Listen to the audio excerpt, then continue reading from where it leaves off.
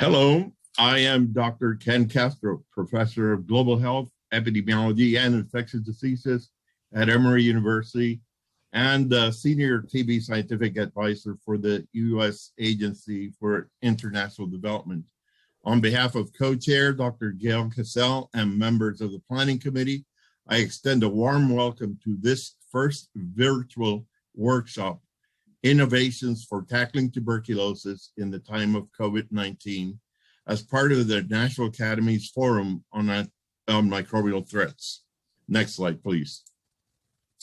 As a way of background, the forum was established in 1996 at the request of the Centers for Disease Control and Prevention and the National Institutes of Health to provide a structured opportunity for stakeholder discussion and scrutiny on critical and possibly contentious scientific and policy issues of shared concern related to research on and the prevention, detection, and management of infectious diseases and dangerous pathogens.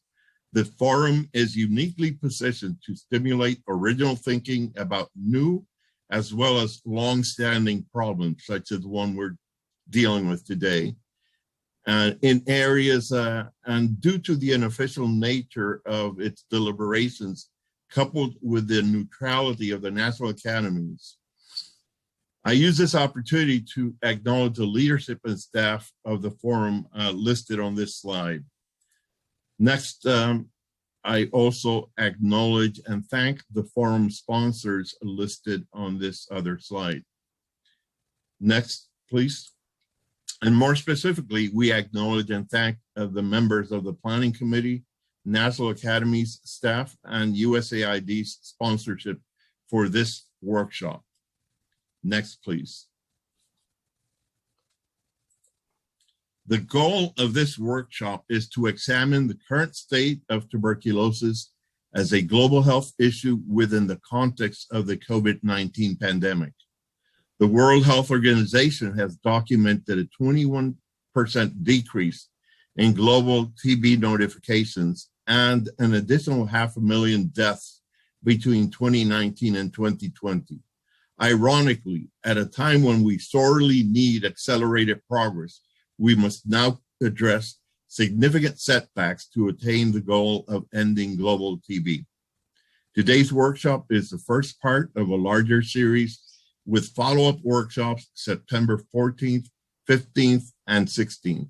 A subsequent workshop will identify lessons from the COVID-19 pandemic and will take place September 21 through 24. Next slide, please. Before I hand this over to Dr. Caslon, allow me to go over some housekeeping items. First, during the workshop, comments reflect the views of invited speakers and not the policies of their organizations or the National Academies.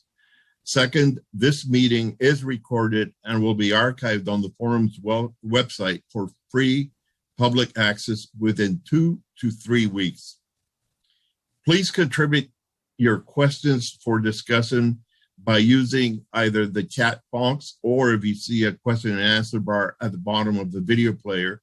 Note that this bar is often not visible if the video player is on full screen. It is now my distinct pleasure to turn this over to Dr. Gail Cassell to introduce the opening speakers. Thank you.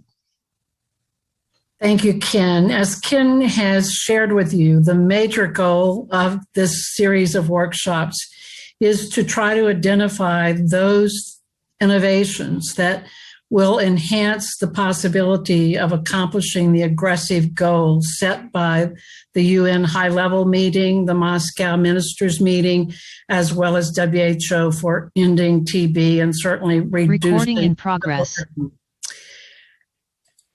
We felt it was really important, however, prior to launching into identifying the needs or developing a strategy for accomplishing this goal, we felt it was important to take stake in terms of where we are today, what the current status is, how far away we are from meeting the goals, and then to look at the opportunities to be able to advance TB control based on the current environment, i.e., what is going on with the pandemic of COVID. So with that, what I'd like to point out is that we've chosen 3, in my opinion, of the very best people we could to help us accomplish the goal of this first workshop. First and foremost, we have Dr. Jim Kim, who has just stepped down fairly recently as president of the World Bank, and prior to that, president of Dartmouth. But most importantly, Jim Kim was one of a handful of individuals that led the team effort in Peru to document that, in fact, if done correctly, that you actually can cure patients with multi-drug resistant TB. I think we must keep in mind an article that was published by the CDC recently based on some very sophisticated modeling that would indicate, in fact, if not prove, that unless we focus on significantly reducing cases of multi-drug resistant TB, that we will not be able to accomplish the goals. The reason for that, one of the major reasons, is that in contrast to previous beliefs, we now have very solid evidence that the main spread of MDR-TB, and the reason we have MDR-TB, is person-to-person spread, unlike previous thoughts related to inappropriate drug regimens and or failure of patient compliance. So Jim has a unique perspective, I think, to address past history with MDR-TB, but to also point us in the right direction in terms of strategies that we might undertake to correct some of the deficiencies of the past and to keep our focus on especially multi-drug resistant TB. Our second speaker is Salman Khoshavi, who actually is, again, one of the best people that could be telling us what the current status is, how far we are away from meeting the goals of WHO and the UN. Why is that true? Because in his early days of training, Salman began on the ground in Tomsk and other places, serving patients and trying to bring MDR-TB under control. He served on the Green Light Committee.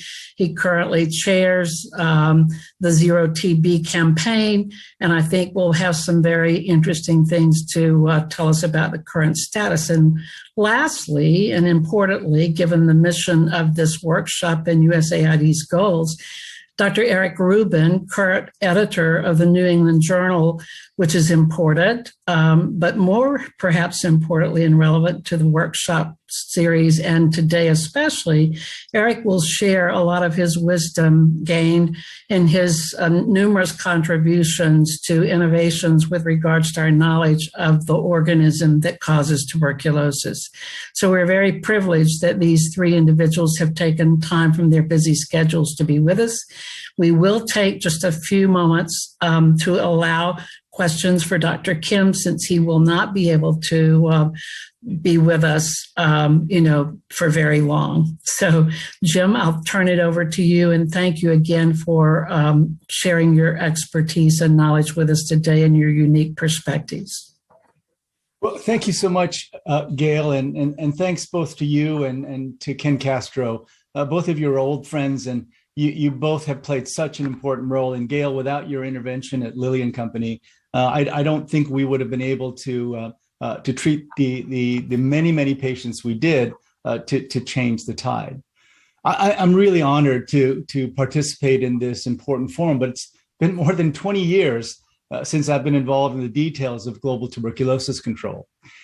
And, in reading some of the materials for the conference, I learned that while there have been so many advances in the field, there's still so much to do. And I can't think of 2 better people to tell you about the situation than my old friends, Salman Khoshavi and Eric Rubin, to talk both about the science and the delivery of TB interventions.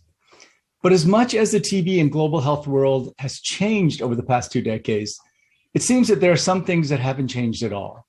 When my colleagues and I at Partners in Health discovered 50 cases of multi-drug resistant TB in a Peruvian squatter settlement of about 100,000 people, we proposed to the National TB Program and to WHO that we would treat the active cases because they were infecting their families and other community members. Their response surprised us.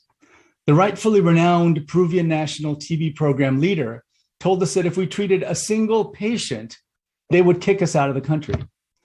WHO agreed and actively discouraged treating MDR-TB in developing countries as they feared that MDR-TB would take attention away from their DOTS program, directly as their treatment short course, which was indeed a great innovation in TB control. We eventually won that argument and policy changed, but a few years later, we had the exact same argument with the public health community when we called for access to HIV treatment in all developing countries, especially in Africa, where more than 20 million people were living with the virus. Just about the entire public health community declared that HIV treatment in poor countries was impossible. But we knew that HIV treatment, even though it was for a lifetime, was much easier to implement than MDR-TB treatment.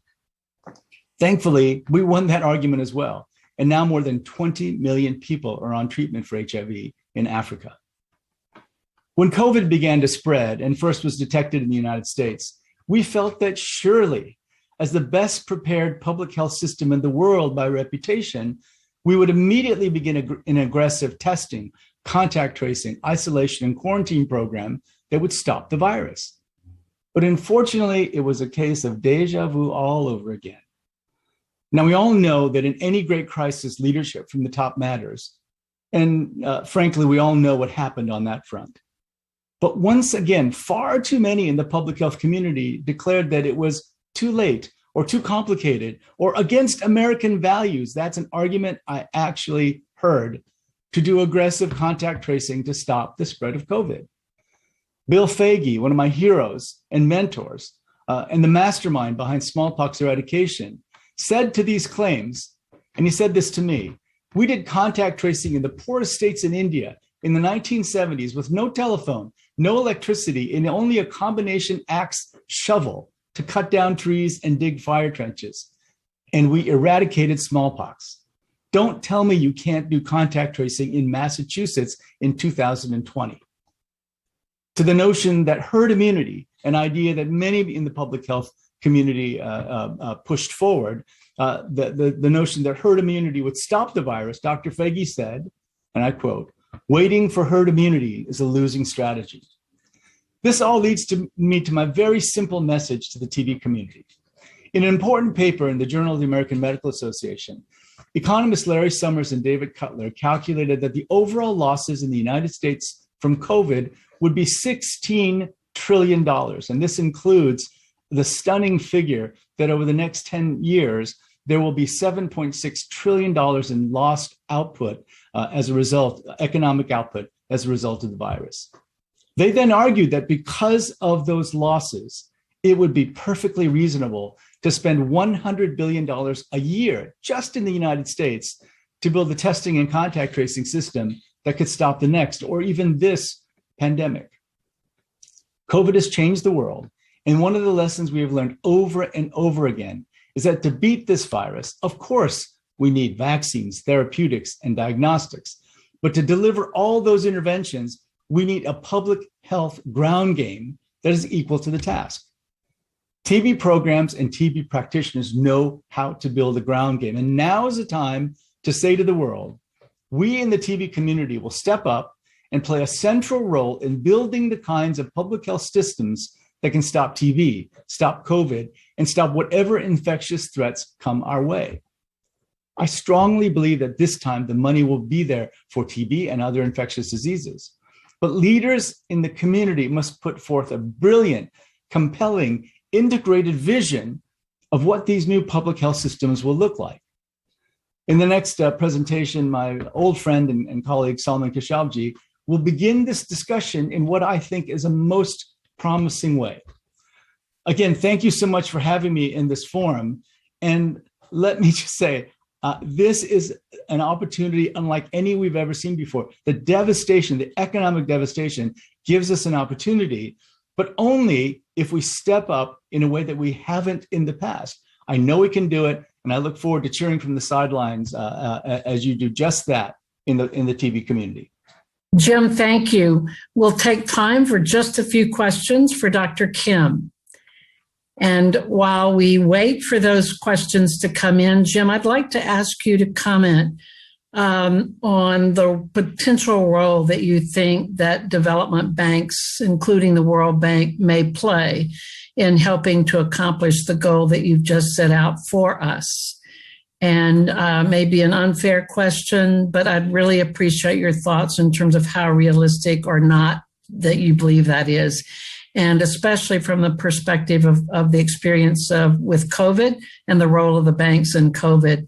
Along those lines, in particular, if you could share any knowledge with us about the BRICS banks, bank, I think that would also be very helpful. I've been talking a lot to my colleagues at the World Bank, and what they're saying is perfectly in line with what I said, which is why I said these things.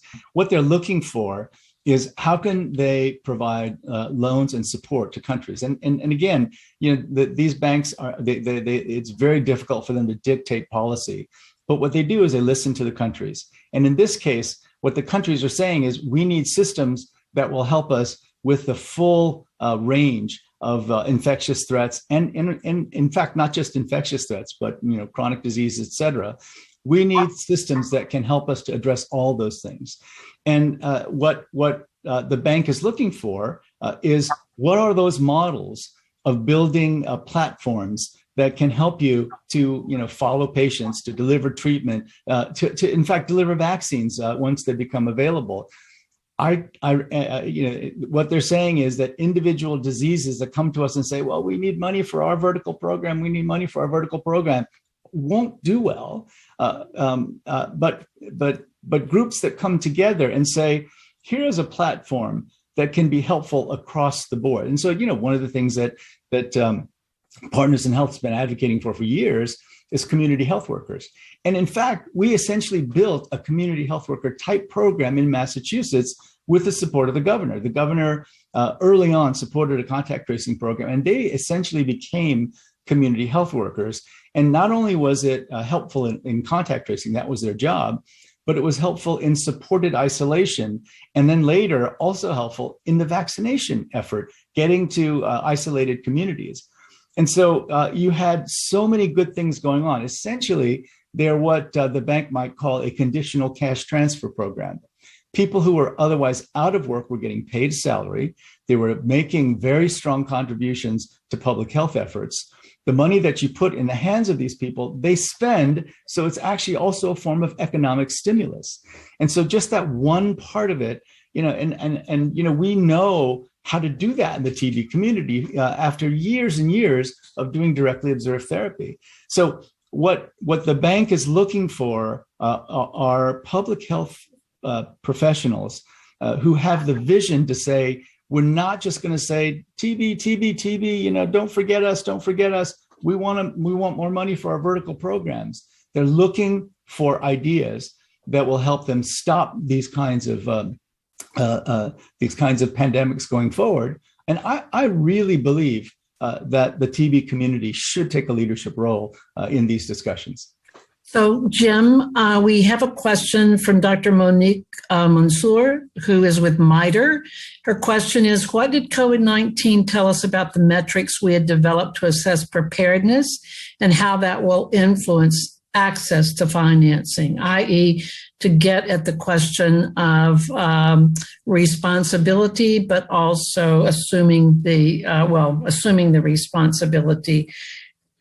So Gail, having sat in the G20 and G7 leaders meetings for about 7 years, and having gotten to know the various leaders, and also having tried to push forward specific efforts among the leaders, one of the things that unfortunately is true is that leadership is just absolutely critical.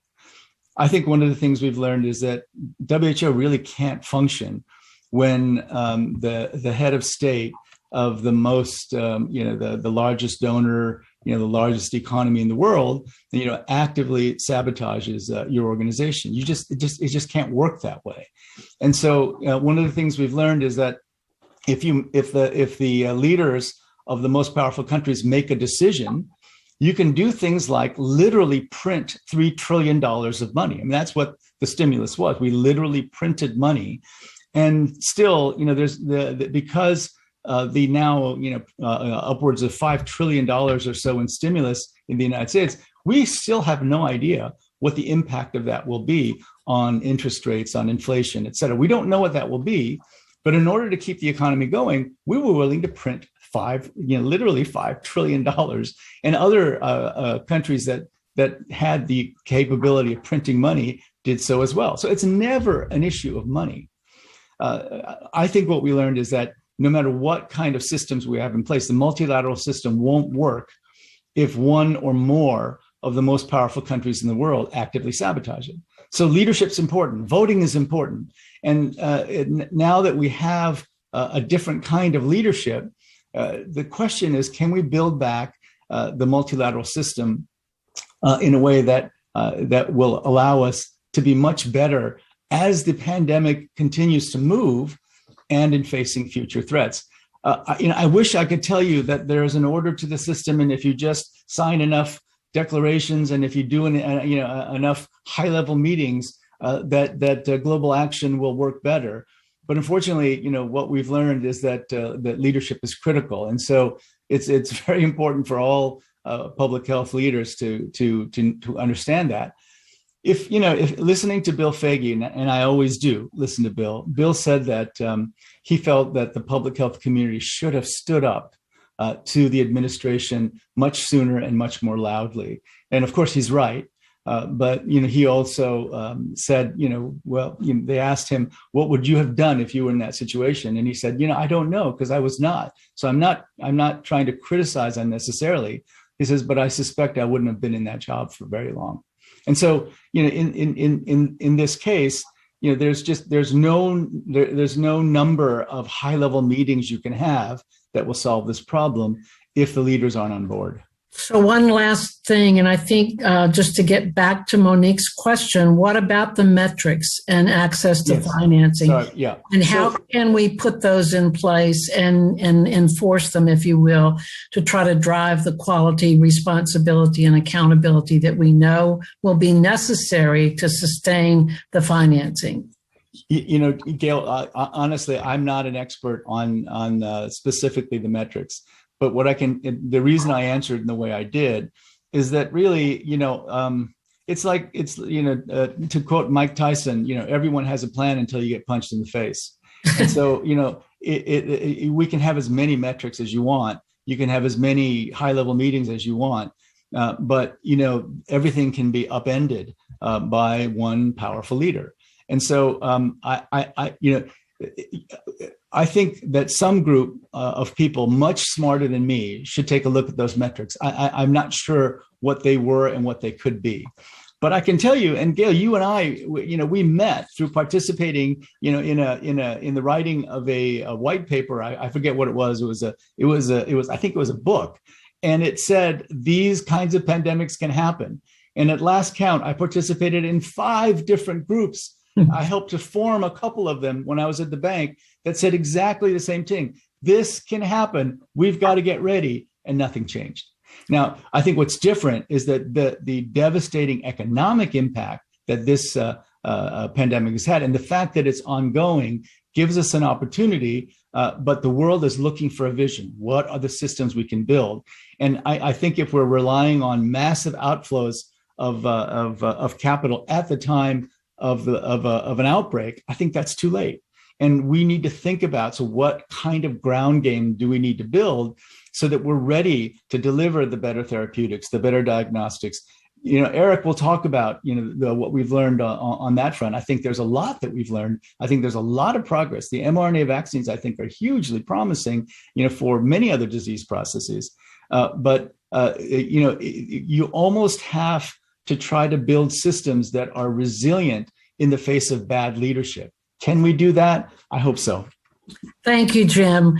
Salman, you're up next to tell us exactly where we are in terms of meeting the goals, where we've fallen short, but what opportunities there are in terms of moving forward and taking advantage of what we've learned from the pandemic thus far. Jim, thank you again. Thank you, Gail. Thank you, Gail and Ken, for the invitation to participate in this. And thank you, Jim and all, the great comments. So as Gail said, I'm going to talk a little bit about where we're at and why we are where we're at, and try and think of a path out. So as many of you know, the first question we have to ask ourselves is, how far are we from achieving our TB elimination goals? And these are data from the 2019 WHO report. And I actually didn't change the slide because the 2020 report says almost exactly the same thing. There's roughly 10 million people who get sick with TB, 3 million are undiagnosed. 1.5 million people die from TB. That's about somewhere between 4,000 and 5,000 a day. And now the WHO estimates that with COVID, it's gone to about 1.8 million people a year. So that's more than 5,000 people dead every day from TB, which, as we know, has been treatable since the late 1940s, early 1950s. And basically about 500,000 people fall ill with drug-resistant TB. Only 1 in 3 access treatment, and less than 20% are cured. So it's really quite a bad situation. The WHO in their TB progress report from 2020 basically has outlined whether we've met the SDG goals and the NTB strategy targets. And they basically show that as far as TB incidence, we were aiming between 2015 and 2020 for a 20% reduction, and we got 9%. We wanted to reduce deaths by 35%. We achieved 14% of that. And we wanted that the percentage of people facing catastrophic costs would be 0. And it was cut in half, which is actually, that part was promising. But when the UN high-level meeting took place in 2018, there were a number of targets that were set. One of them was that 40 million people would receive TB treatment. Only 14 got treatment. And for TB preventive treatment, only 6.3 out of the target of 30 million got treatment. So really not very good. And if you start to look at the trends between 2006 and 2016, drug-sensitive TB declined 1.3% per year. That is glacial. That is just not a very big amount. MDR TB declined 2.1% per annum. And probably the most dangerous type of TB, XDR TB, increased by 7.9% per annum. So very, very frightening. Now, in the time of COVID, reports from the Global Fund, officers of the Global Fund implementing countries say that there's been 70% of them report a decrease in the number of people with TB receiving treatment. So the treatment that's being delivered is low. And you can see this in India, in Indonesia, and a number of other high burden countries. So the WHO estimates that there'll be more people with TB this year if these trends are true, and that you have 1.8 million people dying. So we have to ask ourselves, is TB elimination possible? And the answer is yes. We've actually had a strategy, the Search, Treat, and Prevent Epidemic Control Strategy, which I'll explain in a minute, that has existed since the early 1960s. The problem is we haven't implemented that strategy globally. That has affected us as far as our ability to bring down rates of TB. It has also affected our ability to deal with COVID in many places, and I'll explain how. So the search part is really easy. Some of you may recall that in the early 20th century, we had X-rays all over the United States and Western Europe and parts of Australia and New Zealand, which would do case finding in communities that had high rates of TB. And interestingly, it led to early case detection, even though there was no treatment, and lower mortality. And it was well understood in the early 20th century, and of course it's been well understood in most Western countries, that if you have a few number of cases, you can do active case finding around those cases. And if you have an epidemic, you basically have to do community screening so that you can find the cases. And, we had tools as early as the early 20th century, like mobile x-rays. Now we have mobile x-rays with artificial intelligence that can read them. And of course, we have culture capacity. We have the tests that can do genetic testing. And we even have rapid genetic testing tools to confirm disease and drug susceptibility. We also have tools to confirm infection, and I'll go into that in a little bit. So the tools exist for case finding for both disease and infection. We unfortunately have not deployed this everywhere globally, which is why TB rates continue to remain the same. treating disease correctly. We learned very early on, in the late 1940s, early 1950s, that using the correct medicines with the least side effects over the shortest period of time was the best path forward. And again, we look at our targets. These are data from the WHO. TB treatment, I told you we wanted to reach 40 million people between 2018 and 22. We reached 14.1, so only 35%. We wanted it to reach 3.5 million children. 1 million children get TB every year, right? And only a handful of those get treatment, about a third. In the period between 2018 and 2019, we reached only 30% of them. Same thing with MDR TB treatment. We've reached only 20% of them to get cured. And MDR in children is even less, 7.8%. So we're nowhere near our targets of reaching the number of people that we need to reach in order to stop transmission in communities and stop death and suffering. We have an opportunity, though. There's short course regimens for drug-sensitive TB that have cut down the time from 6 months to 4 months. There are all oral regimens for drug-resistant TB that need to be rolled out. They haven't been. And as Jim mentioned, there's supports that include things like food and cash transfers. So we could be very innovative on the behavioral economic side on how to support people to finish treatment. And then there's prevention. We've talked for years about turning off the tap, but we really haven't focused on stopping TB infection from becoming active disease. And treating TB infection is an essential part of stopping transmission and disease. So this is a study from that started. This is from the 1950s. George Comstock and colleagues at the U.S. Public Health Service showed that if you treat active disease and you screen people for infection in households and you treat them for infection using isoniazid prophylaxis, you could bring down household and community transmission of TB to almost zero. And what they looked at is the annual risk of TB infection in children 1 to 3 years old as a marker of that. And you can see they managed to bring it down. And this is no surprise because now we know that the idea of latent versus active is a binary that doesn't really exist. It's actually a continuum. And sometimes people that don't appear to have clinically active disease are actually shedding bugs. And so you really want to find people who have been exposed, who have disease, and who need treatment.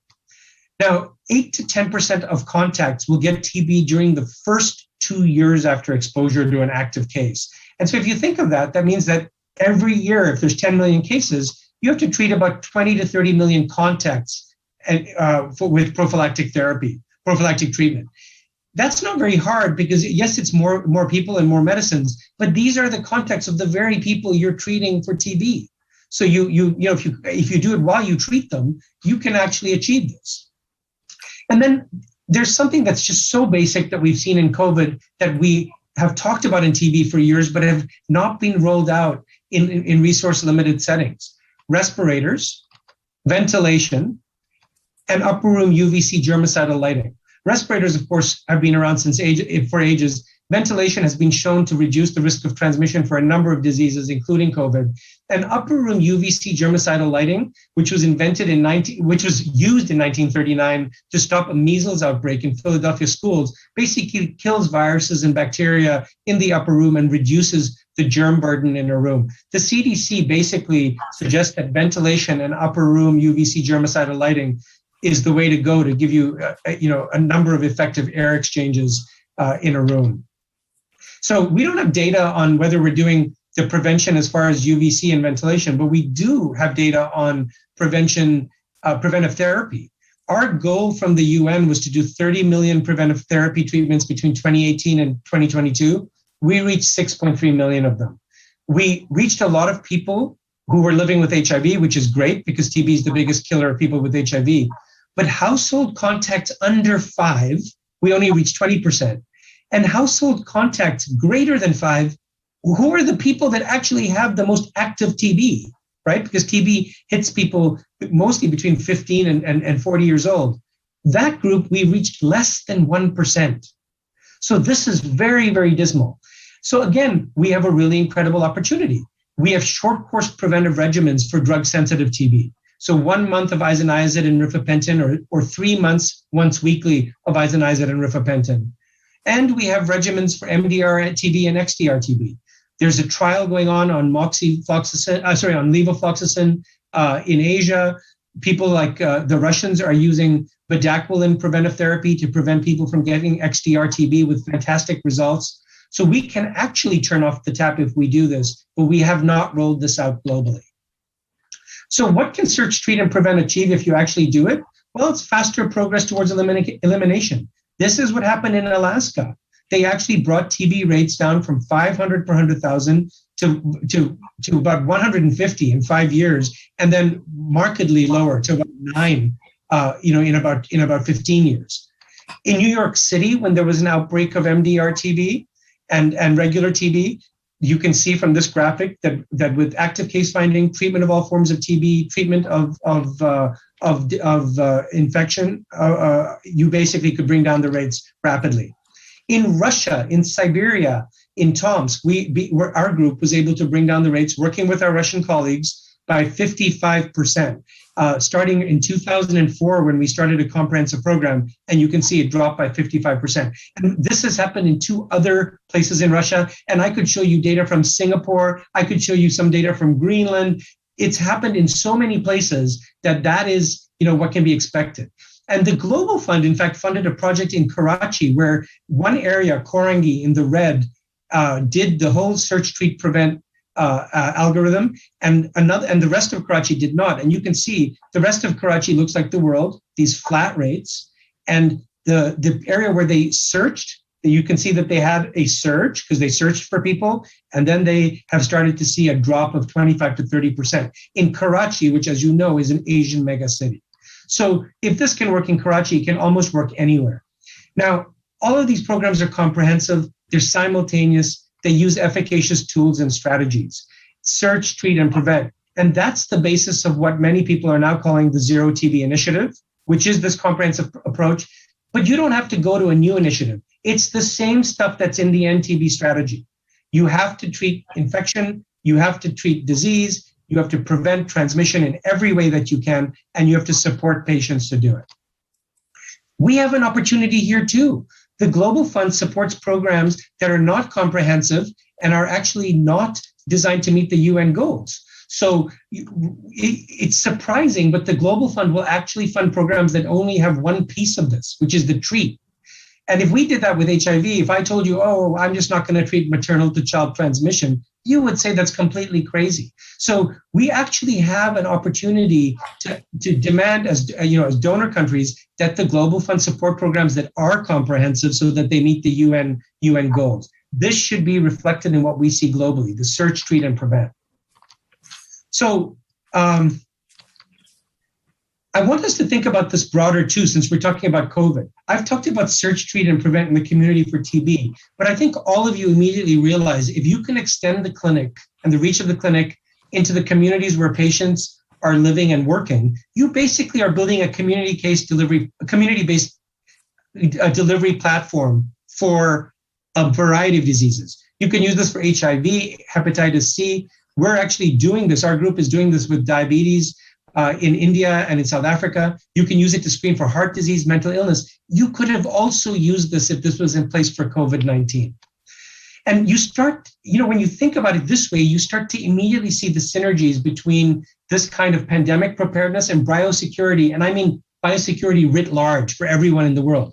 For TB, we need to find people sick with TB, and you can use mobile x-rays and genetic tests. The same thing could be done in communities where you need to do community-wide case finding and stop transmission of any disease. It could be COVID, it could be anthrax.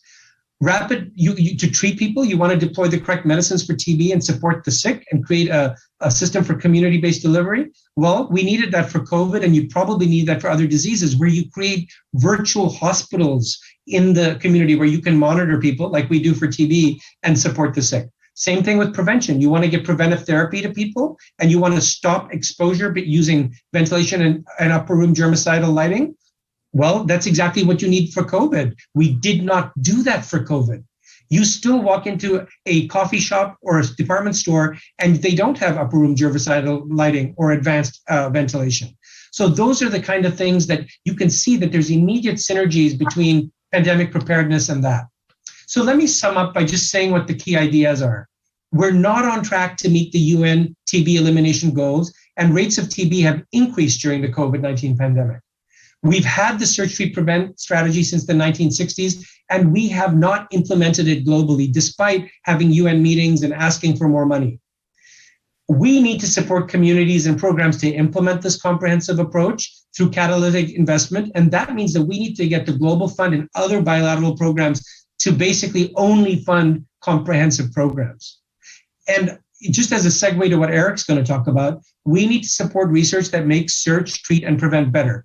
We need true point-of-care tests that could just diagnose TB, immediately. We need vaccines for people who have infection and disease. We need to be doing more studies using immunomodulators so that we're not just using antibiotics. And I think we should remember, as a scientific community, we're building more than a TB program. We're building a platform for healthcare delivery in the communities where patients live and work. So let me stop there. Thank you very much. Salman, thank you. And Eric, now you're going to tell us how we're going to be able to do this and what innovations you consider to be key. Thanks, Gail. I wish I could tell you how we're going to do this. I'm going to tell you a little bit about how we're having some trouble doing it, but look at what we've learned and what we might take away from the lessons so far from the COVID-19 outbreak. And I'm going to cover it very briefly. And just going to cover three areas. And before I start, I just want to say it's such a pleasure to see old friends and be surrounded by such a group of experts here. I'm just going to cover three areas: diagnostics, therapeutics, and vaccines, and what we've learned from the outbreak. In diagnostics, the test that has been implemented in a widespread way is PCR testing, which is certainly one of our fastest ways of diagnosing at least pulmonary TB and perhaps other non-pulmonary TB syndromes as well. And there have been some technologies, but it has been very frustrating that there hasn't been a point of care test, as Salman just mentioned. There are some tests that could be point of care. There are new technologies. That's not me. It's been very frustrating to see that some technologies have been developed, and this is just one. This is not meant to be just an example of one, rather than something that necessarily will work. But these are rapid and cheap and point-of-care diagnostics that could be really accomplished. But while people have published them, they haven't really been implemented. So it's good that there's been scale-up of PCR, and which is very important in diseases like TB, as are probably our highest chance of rapid diagnosis. However, other technologies haven't really come into the clinic yet, and that's very frustrating because not only is point-of-care testing important in TB, but as Salman said, if you could be tested walking into the grocery store each time for a nickel, then we'd do it, and we'd know how to control the epidemic, the COVID epidemic. In the case of therapeutics, honestly, it's been a rather disappointing for COVID. And the reason it's been disappointing is something that we know about and where TB has a bit of a leg up, which is there just weren't that many off-the-shelf reagents available for testing. The timeline for developing new therapeutics is very long, and there were a couple of antivirals, and they turned out to be modestly effective at best. The best thing that's worked has been interventions that decrease host inflammation. And while those have been helpful, they're not dramatic successes. So while we don't have so much for COVID, and I will point out that when I looked on the other day on clinicaltrials.gov, there are 282 clinical trials going on right now that are listed. A lot of them, as you'll see, are withdrawn and not actively recruiting. Very few of these will produce useful information because many of them are testing the same things over and over again, and many of them have much too small sample sizes. I think there are a couple of lessons for us. First, that we need a drug development pipeline, which we do have much more robustly in TB than we do in coronaviruses, for example, but that we need to be really investing our money carefully when it comes to clinical trials, so we're not all doing the same thing. And we're seeing some examples of that going on right now in TB. I will say that the community is much more sensitive to this when it's not so heavily funded. Vaccines, of course, are the place that have been really miraculous for COVID-19. The development has been very, very rapid, and the development has included the development of new technologies. As you know, the mRNA technology, the widespread use now of adenoviral vectors for delivering antigens of various kinds. The kind of frustrating thing, the kind of frustrating thing is a lack of a biomarker. Well, so just let me take a step back and talk about a little bit about the difference between TB vaccines and COVID vaccines. As you can see, the COVID vaccines, like the mRNA vaccine here on the right, are very highly effective. Essentially, when you give the vaccine, you stop getting new cases of COVID-19. Of course, it's not 100% effective, but it comes awfully close in that diagram. On the left, we're seeing the very best TB trial done, the M72 trial, where the effect size is much smaller. And it's important to notice, if you can see my pointer, that this is a blow up of this line. So part of the problem here is we have limited sensitivity because not many people actually get TB, unlike COVID-19, which is in the midst of a large outbreak, but also that the effect size is modest at best. And with this number of cases, it kind of barely makes it for statistical significance. So it's a harder trial to do, but we're looking at something that's not so dramatic and is much harder. It's much harder to pull off the clinical trials. I think what we've learned from COVID-19 are a couple things. First off, we're not trapped into a very small number of antigens. With adenovirus and more specifically for mRNA, we can be exploring a lot more of antigenic space, and we can explore it without the use of very expensive adjuvants, which were used, for example, in the M72 trial, which have limited availability because these vectors may not require the same adjuvanticity. What has been frustrating is we still don't have a clinical test to tell if you individually are protected against COVID-19 after your vaccination, even though there have been hundreds of millions of doses that have been administered.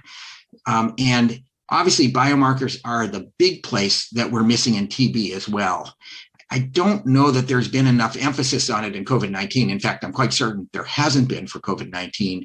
And I think this is an illustration of why we need to continue to keep a focus on efforts to produce biomarkers for TB that will tell us whether or not individuals are protected and allow us to do the kinds of trials that we need to do. Let me stop there, and thank you for inviting me. Thank you very much, Eric. And now, Ken, I'm going to turn it back over to you. First of all, we will have Dr. Soumya Swaminathan, who's the chief scientist at the World Health Organization, address unmet needs in the field of TB diagnostics, as well as the anticipated challenges. Dr. Emilio Emini is the director of the HIV and Tuberculosis program at the Bill and Melinda Gates Foundation, and he will provide an overview of their current status in TB vaccine development. And Kevin Outerson is at Boston University, has been very actively addressing the need and even crafting some of the language for new legislative proposals. And we'll talk about new business models critical to the success of achieving TB elimination goals. Before I hand over to the speakers, let me first acknowledge that Dr. Lucica Ditu sadly lost her mother, who passed away a week ago.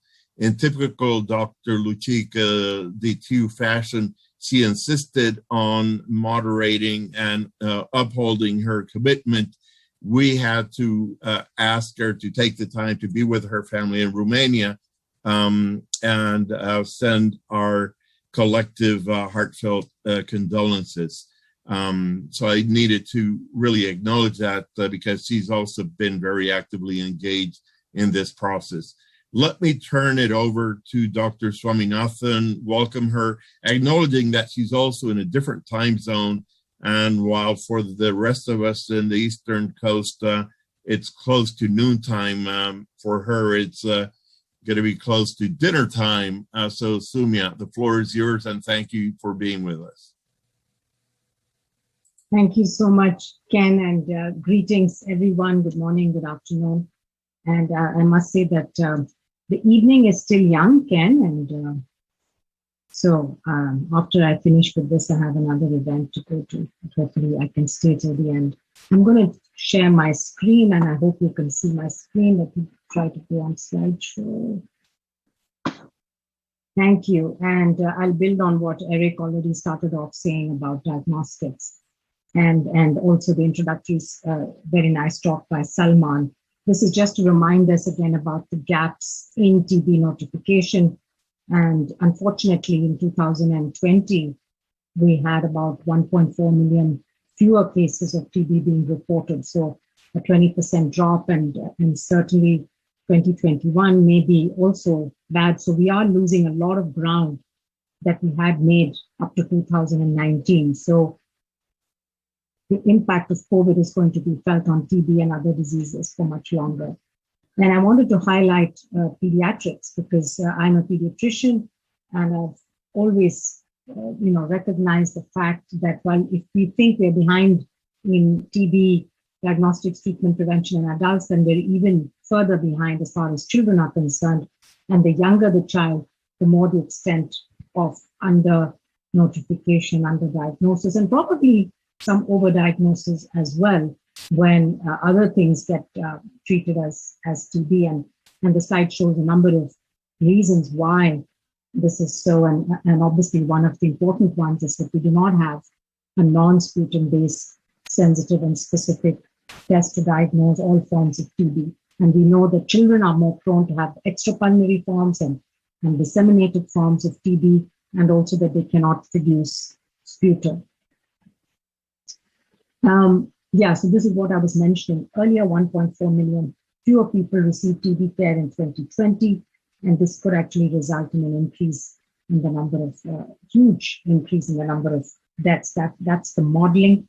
Of course, we don't have data yet. And some countries have picked up what we saw in the months of last year through March, April, May, June, when many countries around the world went into lockdown, was when you saw these dramatic reductions in TB notification. But since then, many countries have made efforts to revamp their TB programs, and some of them have even done joint activities with COVID.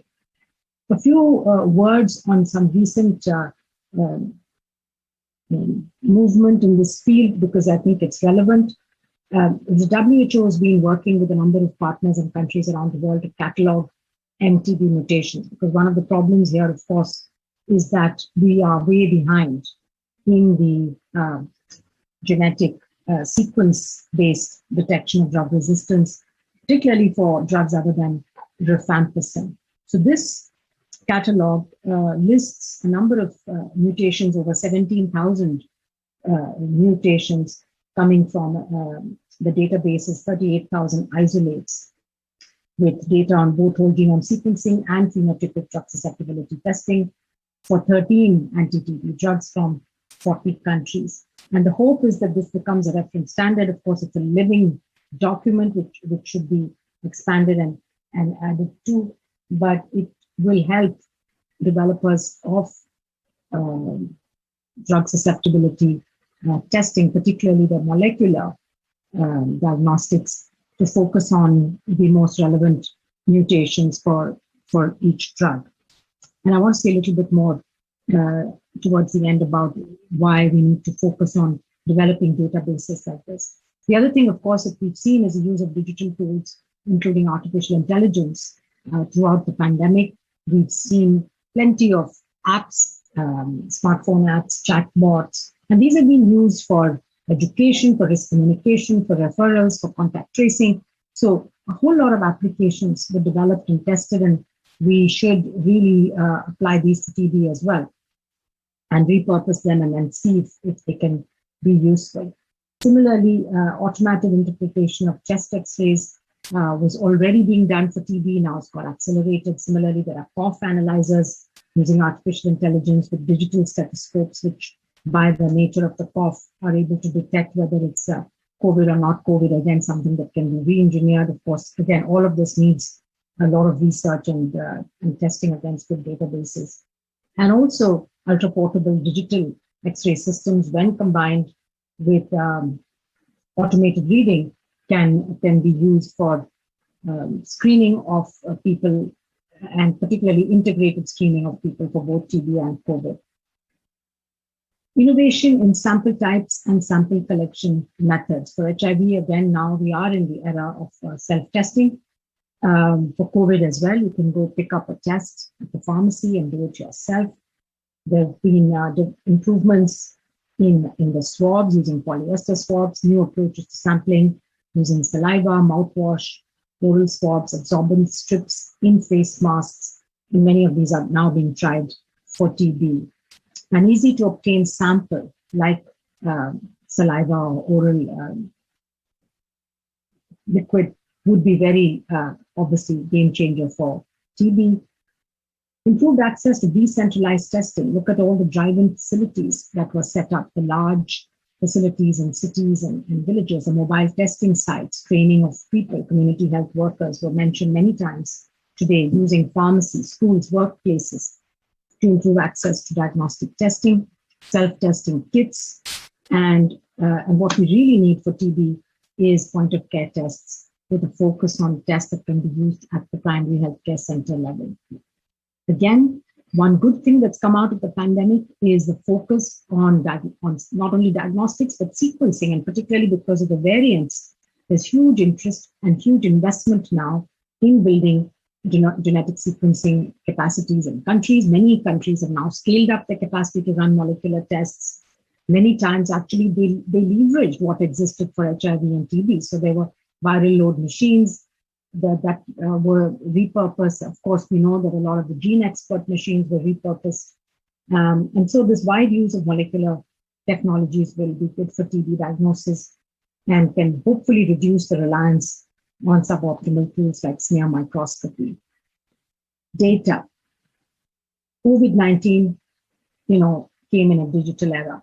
So there's real-time data sharing, big platforms, the use of AI, aggregation, analysis. We expect minute-by-minute updates on the data, visualizations, and informing, communicating with the public, directing public health response. Whereas TB still remains an analog disease, unfortunately, relying on paper-based systems and annual summary reporting. We really have to move away from that paradigm.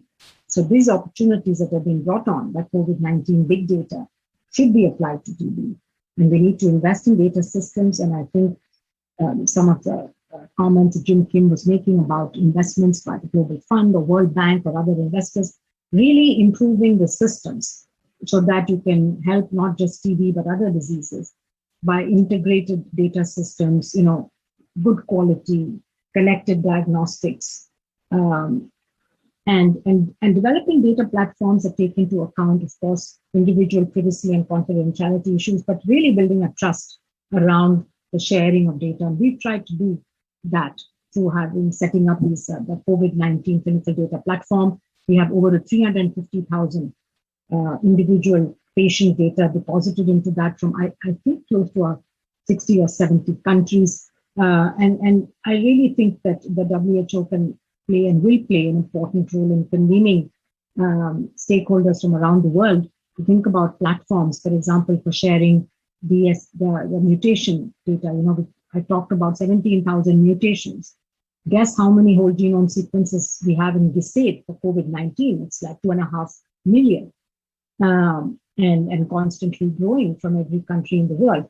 So those are the kind of platforms that we need to build, and they have to be dynamic. They have to be global, collaborative, but they must safeguard the interests, particularly of researchers from the South, who will submit their data in the and having the confidence that they won't be spoofed, that someone else is not going to come along, analyze, and write up their data without giving them any credit. So I think I've mentioned the emerging technologies, biomarker-based point-of-care tests, right? There is a guideline development group that's being planned for the second generation lateral flow LAMP tests in 2022 that are quite promising in people living with HIV/AIDS. And third generation tests are undergoing clinical evaluation now. Hopefully, this could be a potential point of care test for all TB, but we'll have to wait and see. Multi-disease diagnostic platforms. We've spoken about the GeneXpert, obviously, but there are other platforms, including TrueNat. We need more of those. We need these to be robust platforms that can work at the primary health center level and can test multiple pathogens so that it really benefits the health facility and helps patients and addresses both cost and efficiency. And then the next generation sequencing for TB. And our guideline development group is again planned for 2022. I mentioned the WHO catalog of mutations that were released. And this, we really need to address universal DSP so that we can give people appropriate treatment. So to summarize, diagnostics in general, and WHO, has an essential medicines list for the last 50 years. But thankfully, in the last 4 years, we've had 2 versions of the essential diagnostics list. It is a neglected area, needs more attention, more focus, and more funding. Without diagnostics, we're not going to achieve the TB elimination goals. We need to think of it as forming a part of strengthening primary health care and universal health coverage. So that's why the multi-disease, multi-platform technologies and the attention to databases which cover are cross-cutting and across all diseases. Digital tools and technologies are clearly going to play a key role, but we need much more research, especially on the applications of artificial intelligence, to see if these are improving health outcomes or not. And I talked about data platforms and data sharing and the governance around that will need attention. This is an area WHO will be taking a leadership. And the 3 major new domains that we've seen the potential of, the point of care biomarkers and rapid diagnostic tests, multi-disease platforms, and next generation and whole genome sequencing. And finally, we've seen how the ACT Accelerator is a global mechanism, multilateral, bringing together many global health agencies and other stakeholders, member states, to address the problem of COVID in terms of accelerating the development of new tools, but also ensuring equitable access to the COVAX facility for vaccines. We should think about how we could do this for TB and the other big issue. There's no reason why, if we go in mission mode, we cannot bring the same focus to the development of TB vaccines, as was done, and Eric mentioned about the potential for mRNA. And we're working, in fact, with BioNTech on a new generation of TB vaccines that could address some of the gaps that we have in that area. Thank you, Ken, and back to you. Thank you, Dr. Swaminathan, for this really nice tour of the forest about the status of diagnostics. Without further ado, I'm going to turn it over to Dr. Emilio Emini and invite him to carry on with his presentation. Okay, thank you, Dr. Castro, and thank you for this opportunity to provide a, albeit very brief, update on the state of the world when it comes to TB vaccines and therapeutics. And this presentation actually follows, as one can imagine, very nicely on the presentation that Eric Rubin did a few minutes ago, and actually follows literally right directly from it. And my focus is to talk about, in fact, the challenges that are faced. I'll place the opportunities on the table, but what's very important is a discussion of the challenges that are faced, particularly given the fact that we have a fair number of opportunities in both the therapeutics and TB vaccines field. Before I forget, I just want to acknowledge my colleagues both at the Gates Foundation and at the Gates Medical Research Institute, particularly Charles Wells, Alex Schmidt, and Dave Herman for their help in pulling together the information for this brief presentation. So let me begin with therapeutics, and I won't belabor a lot of these points. Many of you, all of you are familiar with this. This is the TB representation of the TB cascade, looking from, let me just go to a pointer if you don't mind, looking from the proportion of individuals per year that are believed to have active TB, and the relatively poor success in relative terms with regards to treatment success. The focus on development of novel therapeutic regimens is to potentially help close these 2 gaps, the gaps between diagnosis and the time treatment starts, and of course the gap between the end of treatment and actual treatment success of non-relapsing cure. And in fact, if one takes a look at the data and just focus on the right-hand side of the slide, if one takes a look at the available data on a year-by-year basis over the last half a decade or so, in terms of the number of drug-sensitive TB cases in which successful cure has been achieved, the number has been fairly flat over the years. I mean, the proportions appear to be high. I mean, we're roughly in the 80-85% range, but that still leaves a rather large proportion of individuals that make up a significant number, in absolute numbers, of people who are not successfully treated. Right? And there has been very little movement over the years in terms of improving these numbers. There's been a little bit better movement in the case of MDR and resistant TB, and that's simply because there have been good TB treatment regimens for MDR-TB that have been changing rapidly over the last half a decade or so, but these are still treatment regimens that are long and fairly toxic still. So when looking at an optimal target regimen profile, and we refer to this as a regimen profile because obviously this is going to be a function of a number of combinations of drugs, this is the profile that at least we at the Gates Foundation and many others in the field are aiming for. One in which the regimen profile is what we refer to as a pan-TB profile, a drug regimen that would be equally effective against both drug-sensitive and various forms of drug-resistant TB, so that there would be no requirement for drug sensitivity testing once diagnosis occurs, with the hope that this will allow fewer patients to be lost to the system following diagnosis. That's to close that front-end gap that I showed you a moment ago.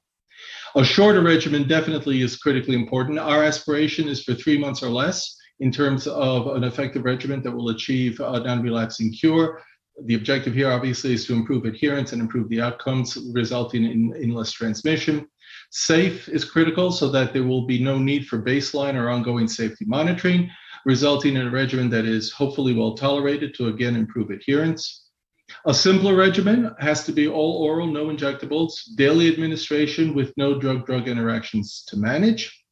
Efficacy, which should be, again, short and overall should be a short forgiving regimen that is clearly, currently at very least, non-inferior to standard of care so as to minimize the efficacy and effectiveness gap, and of course, eventually affordable and ultimately affordable so that affordability is not a barrier to uptake. Now, of course, one of the questions has been, is this actually achievable? I mean, this is a highly aspirational target regimen profile, but at least in terms of shortening regimen, and this was mentioned a little bit earlier, there have been a number of studies that have been done over the years looking at novel combinations of TB drugs against drug-sensitive TB to determine whether, to at least try to establish whether any of these combinations had the opportunity or had the probability of achieving non-inferiority in terms of ultimate treatment success compared to the current 6-month regimen. So the question is, can we at least drop for drug-sensitive TB from 6 months of treatment with a regimen that can achieve the same level of treatment success in 4 months? And it's been a challenge, as you can see, just by looking at the right-hand side here in the typical non-inferiority assessments that are done in these kinds of studies. A number of these regimens have failed, except for one that was reported relatively recently, the so-called Study 31 regimen, which did really for the first time, as a 4-month regimen of drug-sensitive TB, successfully achieved non-inferiority with regard to treatment success compared to the standard 6-month regimen. And in fact, and the regimen is the one down here at the bottom. It's a combination of isoniazid, rifapentine, moxifloxacin, and pyrazinamide, which is delivered for 2 months, then followed subsequently for an additional 2 months with the combination of isoniazid, rifapentine, and moxifloxacin. And this 4-month regimen achieved treatment success equivalent to the standard 6-month regimen that is largely currently used for drug-sensitive TB. So it's not 3 months, but it's certainly better than 6 months and provides evidence that it is, in fact, achievable, as long as that there is the proper and the appropriate selection of the drugs to be used in the regimen moving forward. The challenge, of course, is ultimately determining which combination of novel drugs that are under development, and particularly combination of drugs that will achieve the other elements of the target regimen profile, particularly in terms of tolerability and ease of use and lack of, or without the need for continuous drug monitoring and clinical monitoring. The substrate is there. This is the 221. This year's new TB drug pipeline summary, which has been put together by the working group on new TB drugs. And in fact, one takes a look at the list, it's a pretty extensive list, ranging from a whole series of drugs in early stage development and in research. And what we don't see here, in fact, that there are very large number of drugs in the discovery phase. And a number of these have proceeded forward into middle stage clinical studies, phase 1 clinical studies, phase 2 clinical studies, against a multiple, rather large series of potential NTB targets.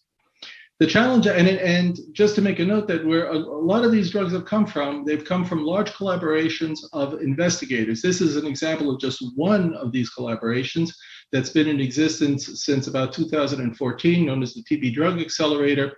As you can see by the collaborators, this is a group of both academic institutions and investigators and biopharmaceutical companies, working truly collaboratively across these institutions and across these investigators, to populate what I showed you a moment ago as a rather extensive list of novel therapeutic agents that at some point could hopefully be put into the kinds of combinations that will help us to achieve that target product profile.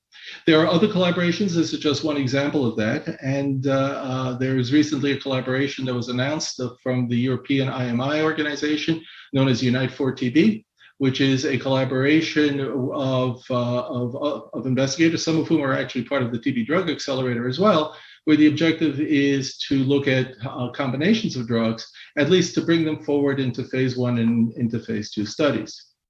And I'll leave you with this slide, which is a recently announced collaboration that was announced actually about roughly a little over a year ago, known as the PAN-TB collaboration, where the focus is to bring together a series of companies, including the foundation, to focus on some potentially promising novel combinations of I'll call them the more advanced novel TB drugs that are under development or have been developed. And this is a collaboration that is now in the process of selecting a series of potential therapeutic combinations to bring them forward into phase 2B studies so that they can be ranked in terms of their potential for achieving the regimen profile I showed you a moment ago. These are all studies that are going to be funded by the Bill and Melinda Gates Foundation, and the clinical studies will be conducted by the Gates Medical Research Institute. I will come back to this at the end of my talk, because the challenge, of course, that we face is that one can bring these kinds of studies up to the phase 2B level, but then to get to the next level, we're talking very large, very extensive, and very expensive phase 3 studies. So it's not for any lack of focus on the field. The lack or the challenge we're going to face at the back end of all of this is the rather large and exponential increase in funding and focus that's going to be needed to really achieve a definition of a truly usable regimen. The same problem, if you want to call it that, also exists in the vaccine field. Just moving very quickly to vaccines. The WHO priority targets for vaccines have been around for a while, and there are several of them. One is to develop a safe, effective, and affordable TB vaccines for both children and adults that can either prevent disease, the so-called prevention of TB disease, vaccine, or actually prevent MTB infection. POI vaccine, or prevention of infection vaccine, assuming that ultimately a relationship is actually established between prevention of infection and prevention of disease. This is still a bit of an open question. The second priority is to develop an affordable TB vaccine for neonates and infants with improved safety and efficacy compared to BCG. BCG, by the way, just celebrated its 100-year anniversary a few days ago. And shows that over 100 years, even though a fair amount of work has gone into developing something which is quote unquote better, we are still not there. And then, of course, the third focuses on therapeutic vaccines to protect against TB recurrence. Again, as I showed you with the drugs when we were talking a few minutes ago, the same thing to a certain extent is true for TB vaccines as well. There is a fair substrate. And this is only looking at various vaccines that are in ongoing clinical studies from phase 1. Some are in quote unquote phase 3 studies, so these are not really full phase 3 studies, and the substrate is there. And this is not even to talk about what I don't have on the slide is what is going on preclinically. So for instance, just to make note, we've all seen the rather astounding success of the mRNA vaccines in the case of COVID, all right?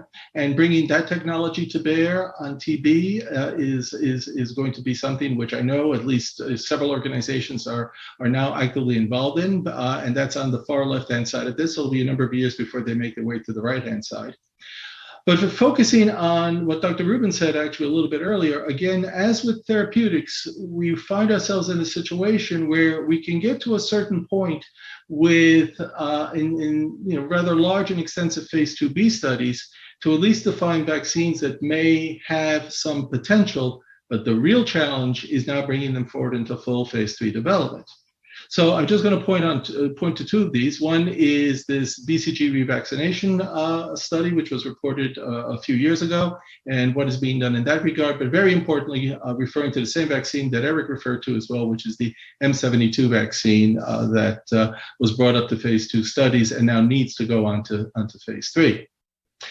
BCG revaccination, this is from a study that was reported in the New England Journal back in 2018. And in this study, this was actually a study of an unrelated TB vaccine, novel TB vaccine known as H4IC31.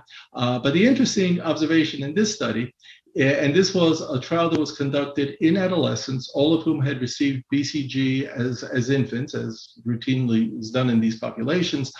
And so this was actually the BCG control was in essence a BCG revaccination of this group of individuals, and looking at sustained IGRA conversion as an indication of TB infection, MTB infection.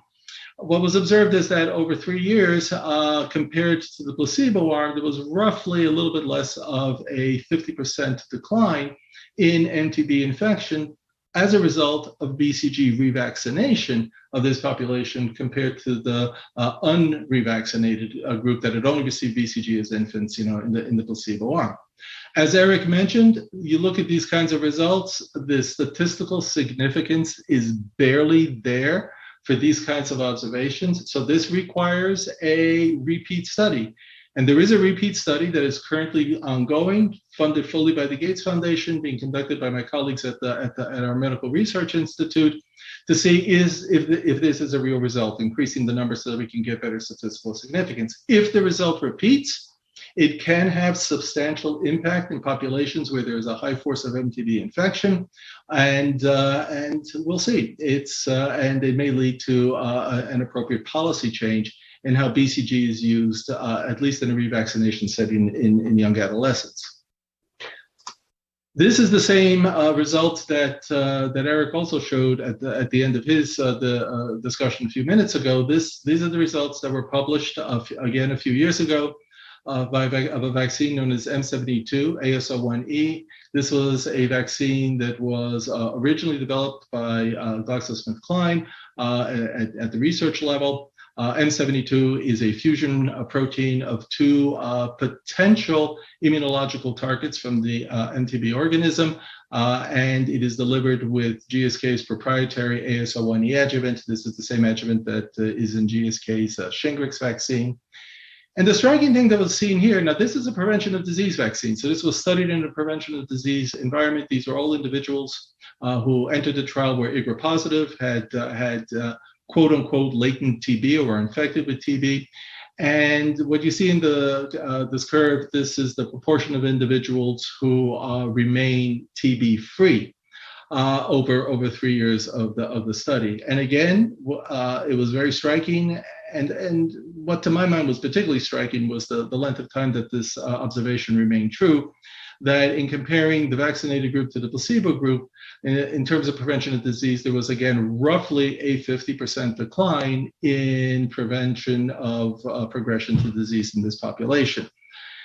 The striking thing here, of course, again, as was noted before, it's barely statistically significant, but if this can be repeated in a much larger, much more extensive phase 3 trial, and even if the number turns out to have a point estimate of efficacy of 50% in the end, on an absolute number consideration, this can be, and particularly if this is an effect that is prolonged for a number of years as a result of the initial vaccination, this can have a very substantial impact on the epidemiology of TB disease, particularly again in populations where there is not just a high force of infection, but even more importantly, a fair amount of TB that is developed. And just to give you a sense of what is required to successfully actually do this in a full phase 3 development program, what's required now, so this vaccine was licensed for development in some parts of the world to the Gates Medical Research Institute by GSK. GSK remains a significant partner in the program moving forward. But this is all the additional work that needs to be done. There is CMC process development work that is ongoing right now that needs to be completed. There is an ongoing phase 2 trial in people living with HIV, because obviously this is an important population when it comes to TB development. And then we needed to increase the size of the safety database before including this population in the phase 3 trial that will hopefully begin within the next couple of years. This is a trial, by the way, that is co-funded by the Wellcome Trust.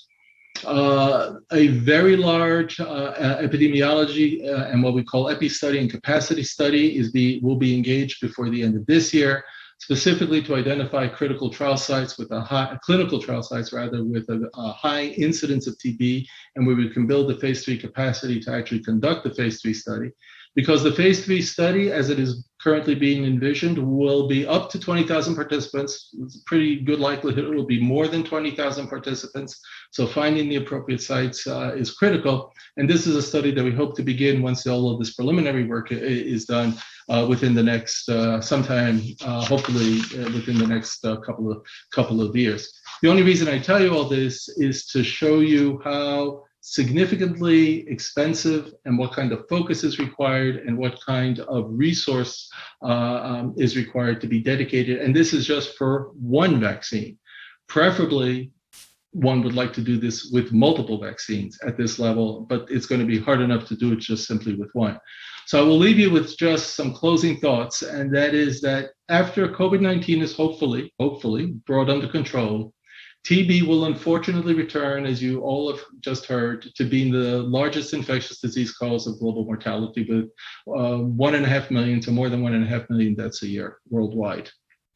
The ongoing response against COVID-19 has demonstrated clearly the importance of focused political commitment and coordination, because that's essential. Without that, nothing can happen. But very importantly, the impact of what enhanced funding and substantially enhanced funding can do to address the challenges for COVID. And in the case of TB therapies and vaccine, technical and scientific substrates for improved and impactful versions of these therapies and vaccines do exist. They just now need to continue into the later phases of development. And this continued development will minimally require the same level of global engagement and funding as that for the COVID response. And I focus on the word minimally. It's going to be a lot harder for TB. I agree with Eric. It's going to be much harder for TB. So the amount of commitment and, importantly, engagement and funding that will be needed to do for TB, what has been done, or at least partially done to date for COVID, is going to unfortunately be much greater. But as we heard from the previous speakers, and I want to emphasize it, it's critically important. And it's particularly critically important because we do have the substrates and capability of achieving these goals. It just needs the funding and the support. Okay, well, thank you very much. I'll stop there. Thank you. Thank you, Emilio, for this really outstanding overview. Without further ado, let's now hear from Kevin Outerson. Kevin teaches healthcare law at Boston University, where he co-directs the health law program. And he's the founding executive director and principal investigator for CARB-X, an international public-private partnership to accelerate global antibacterial innovation. He will address the new business models which are critical to the success of achieving elimination using his experience in the AMR field. The floor is yours, sir. All right. So to start off with, I'm not a tuberculosis expert. I lead an antibacterial initiative here at Boston University. I come from the policy and law and economic side, the way that the business models don't work for antibiotics and other antibacterials. Carbex itself, it was founded out of the U.S. National Action Plan, but has attracted a lot of funding from other governments, UK, Germany, and foundations, Wellcome Trust and the Gates Foundation as well. And we do look at both therapeutics, prevention, and diagnostics in our investments. We're the largest operating entity in the world at scale against the priority pathogen bacteria on the WHO list.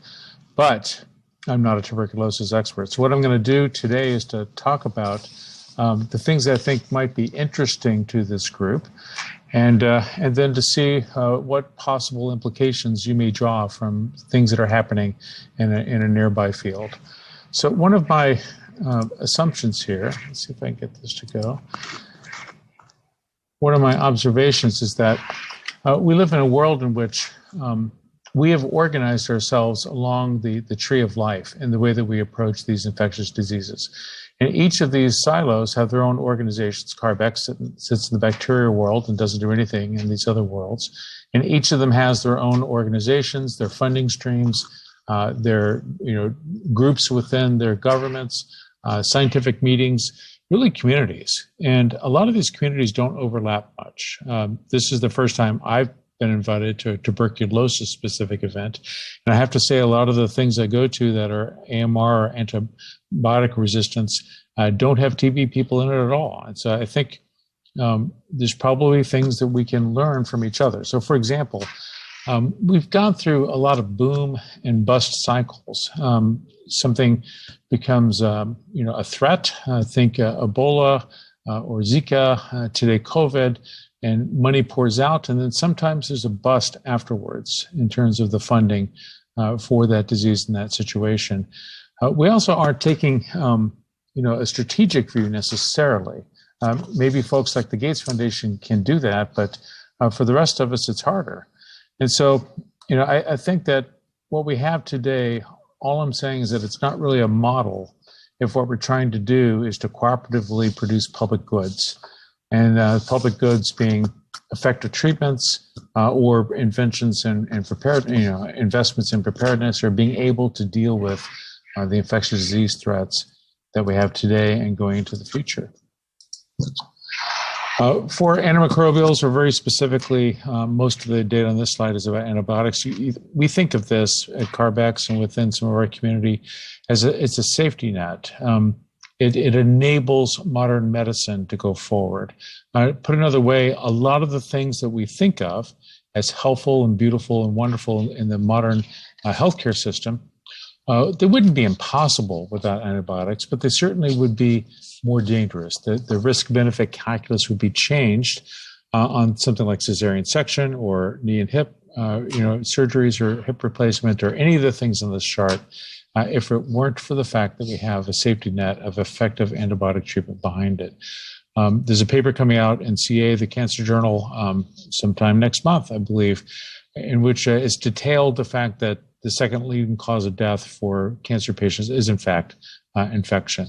And so, this is an important thing to understand, that the value of these drugs and antimicrobials writ large can't always be identified or traced to a single patient. Sometimes there's advantages, language of economics, positive externalities that spill over to other people.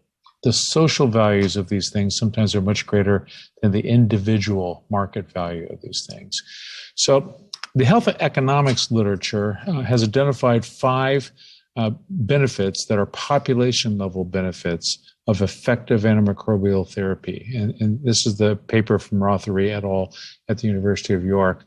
And the slide I just showed you a moment ago is really the enablement value here, that because you have effective antimicrobials, you're enabled to do other things like all the other things we do in medicine.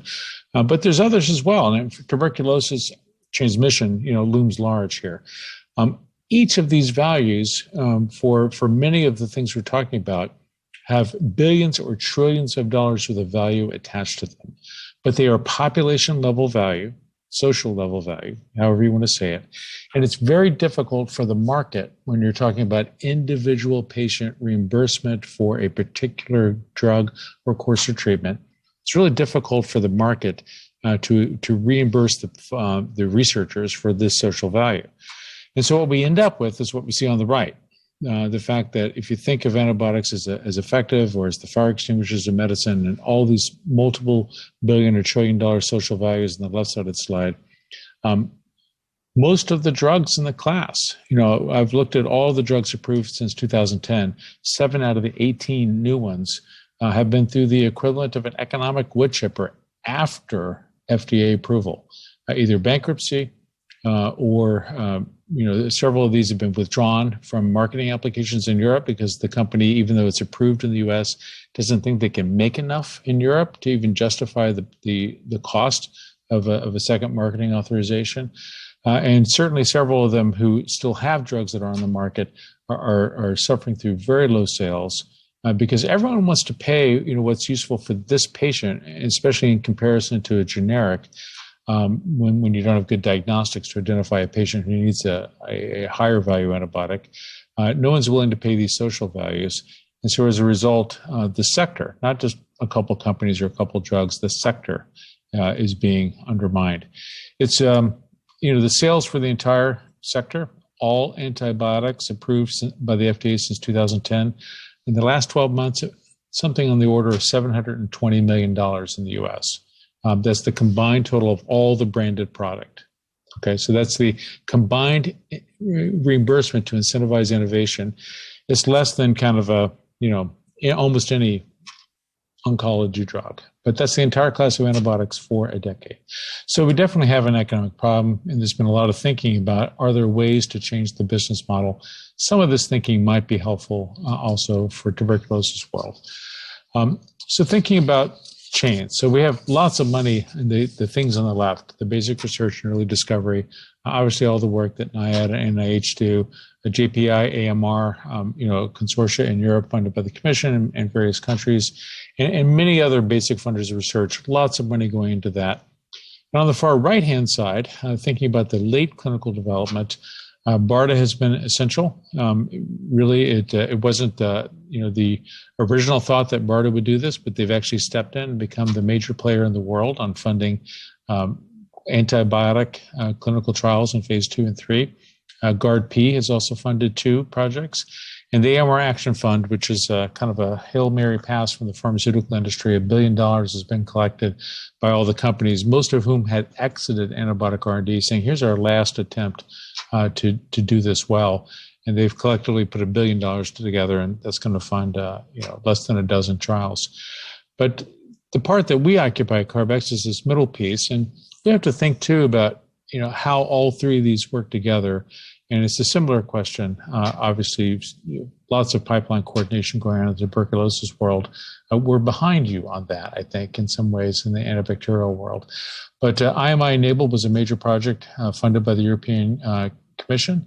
It's now closed. The follow-on project of that, the accelerator, is really largely tuberculosis. So congratulations to you on that. But there's only, I believe, 1 gram-negative antibacterial project now in that program. Nova Repair is a private effort. It's an impact fund. They're trying to break even. They have 9 projects, 7 of which are also funded by us, and then Carbex.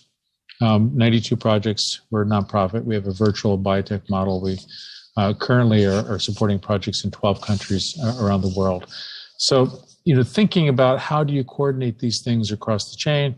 How do you make sure that the type of projects that are coming out of basic discovery and in translational are actually the ones that are needed? The work that you've done, the previous speaker, Emilio, talking about, the Gates Foundation and the target product profiles or the regime profiles, a lot of that work has not yet been done on our side for sure. So some implications. I think we really need to think long and hard about working collaboratively across these silos. I mean, we don't fund, this organization, within the Academies is called the Forum on Microbial Threats. We don't really fund for microbial threats and then strategically allocate based on clinical need and strategic thinking between them. Instead, there's funding streams for AMR, there's funding streams for tuberculosis, funding streams for HIV, and it becomes something of a zero-sum game in which we compete, in Congress and other forums for those funds. it would be helpful for us to talk more. We could learn a lot from each other. As I've said, you're ahead of us on coordination and thinking about product profiles and regime profiles. We all need to make the argument that antimicrobials, including tuberculosis drugs, must be rewarded based on their social value. In the U.S., there's proposed legislation, Senator Bennett and Senator Young, Representative Doyle and Ferguson in the House, on a subscription model for antimicrobials and antifungals. And what this will say is that the U.S. government, whether it needs none of it or a lot of the antibiotic, if it's a truly extraordinary antibiotic, set a very high TPP for it, the U.S. government will pay a subscription amount every year for a decade. Think of this like Netflix. Whether you watch none of it or binge it 24/7, it's the same price. It delinks the reward to the company from the actual use and results in a system in which it's okay if no one needs much of the drug for the first 5 or 10 years. In fact, that's wonderful, because then this amazing new antibiotic can be used in the few cases where it's needed, put on the shelf. If it was put on the shelf without being used, without this sort of subscription, the company goes bankrupt. But with a subscription, the company is paid and the R&D ecosystem stays alive, but we also are careful with the stewardship of this product. So subscriptions are something to think about, and I could say a lot more. But the second one there on global procurement, we have this mentality of seeking the lowest possible price, and this has really driven the generic antibiotic market to despair in some ways, in which we're then reduced to a single source for the API, and a single fire, disrupts supply globally. We need to pay something more, not only for the security of the supply chain, even for generic antibiotics, and the quality of the supply chain. Procurement should also think about the health of the R&D ecosystem. And subscriptions would do that, but there might be other ways. And the Secure project at WHO, I think, is something interesting to look at that. And then finally, there's a lot of folks out here with translational experience in antimicrobial product development, but we don't really, as far as I know, and I guess I would know for the antibacterial world, we don't really get together and describe that. So what the Gates MRI is doing, what the Enable project, now closed, what their experience has been, what we've done in the past years, and all of the product development partnerships that have been historically funded by Gates and others. What actually is working? How do we operate at scale effectively? How do we prioritize within a pipeline while recognizing that everyone is trying to defend their funding line and their turf? And I think this also has interesting implications for ARPA-H, which is that new agency that Biden is turning over the cancer moonshot and Alzheimer's and whatnot too. And Francis Collins and Eric Lander put something out in Science recently about ARPA-H. Congress has given it $3 billion was the opening bid from Congress. The administration wanted more, but the idea is to take a DARPA model, the people that came up with the internet. I guess it wasn't Al Gore after all, but and apply that to medical research, something in addition to what the NIH is doing.